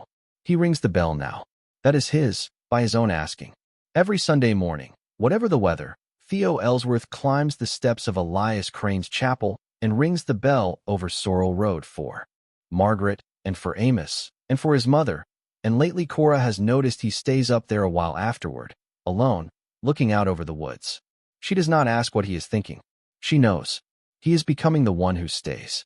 She can see it on him the way she could once read the truth on a wall. She had wondered, those first cold days, what would become of all of it when she was gone, the chapel and the fund and the great quiet weight of the thing, who on earth would keep it? And the answer had been growing up at her own table the whole time, planting sunflowers and learning stone and ringing a bell for the dead he loves. She has made the provision, with Diane, the trust, and the papers, and the long, careful arrangements that mean the fund will go on for 100 years after Cora is laid in the clearing herself, beside Elias and Margaret, beside Amos, under her own good stone with Sam's name cut next to hers. She means to have Sam brought home too before the end, move the 2 counties from where he lies, because she has decided that no one she loves will be left alone in the cold ground. Not anymore. Not while she has hands and a fortune and a word to keep. The fun will go on. The chapel will stand. And Theo, grown, will keep the both of them. Not because the papers say so, though they do, but because he is the kind that stays, and the place has chosen him the way it chose her. The way she has come to believe it chooses out of all the hurrying world the few who will stop and put a hand against the cold and wait. Otis will not see many more winters. Cora knows it, and Theo knows it, and they do not speak of it, but they are gentle with the old dog now in a way that says they understand. She has stopped wondering, altogether, where he came from, the gray dog out of the tree line the first day, as though he had been waiting and the boy were merely late. She has decided she knows, near enough, and the knowing is a comfort and not a fright. When his time comes they will bury him in the clearing with the rest, and Cora suspects, the way she suspects a great many quiet things now that she is old and unafraid, that some morning long after she is gone, when Theo is the old one, and some new lost soul comes up Sorrel Road with nowhere left to fall, a dog will walk out of the tree line, gray, unhurried, as though it has been waiting, and the new one is only late. That is how it works out here. She is sure of it now. The chapel keeps what the cold would take, and it sends its dog to whoever comes and stays, and it always has, and it will go on doing it long after the last soul who ever saw the gold is no more than a name cut deep in pale granite in a clearing the dogwood lights up white, every spring, without fail, for as long as anyone stays to see it. Stories like this remind us that starting over is terrifying, but it is always possible. If you or someone you love is facing a total reset right now, whether from a divorce, a loss, or a financial disaster, you need a plan. Scan the QR code on your screen or click the link below to get the Phoenix Blueprint for just $17. It gives you the exact steps you need to take in the first 48 hours and a 90-day plan to get your independence back. Thank you for watching.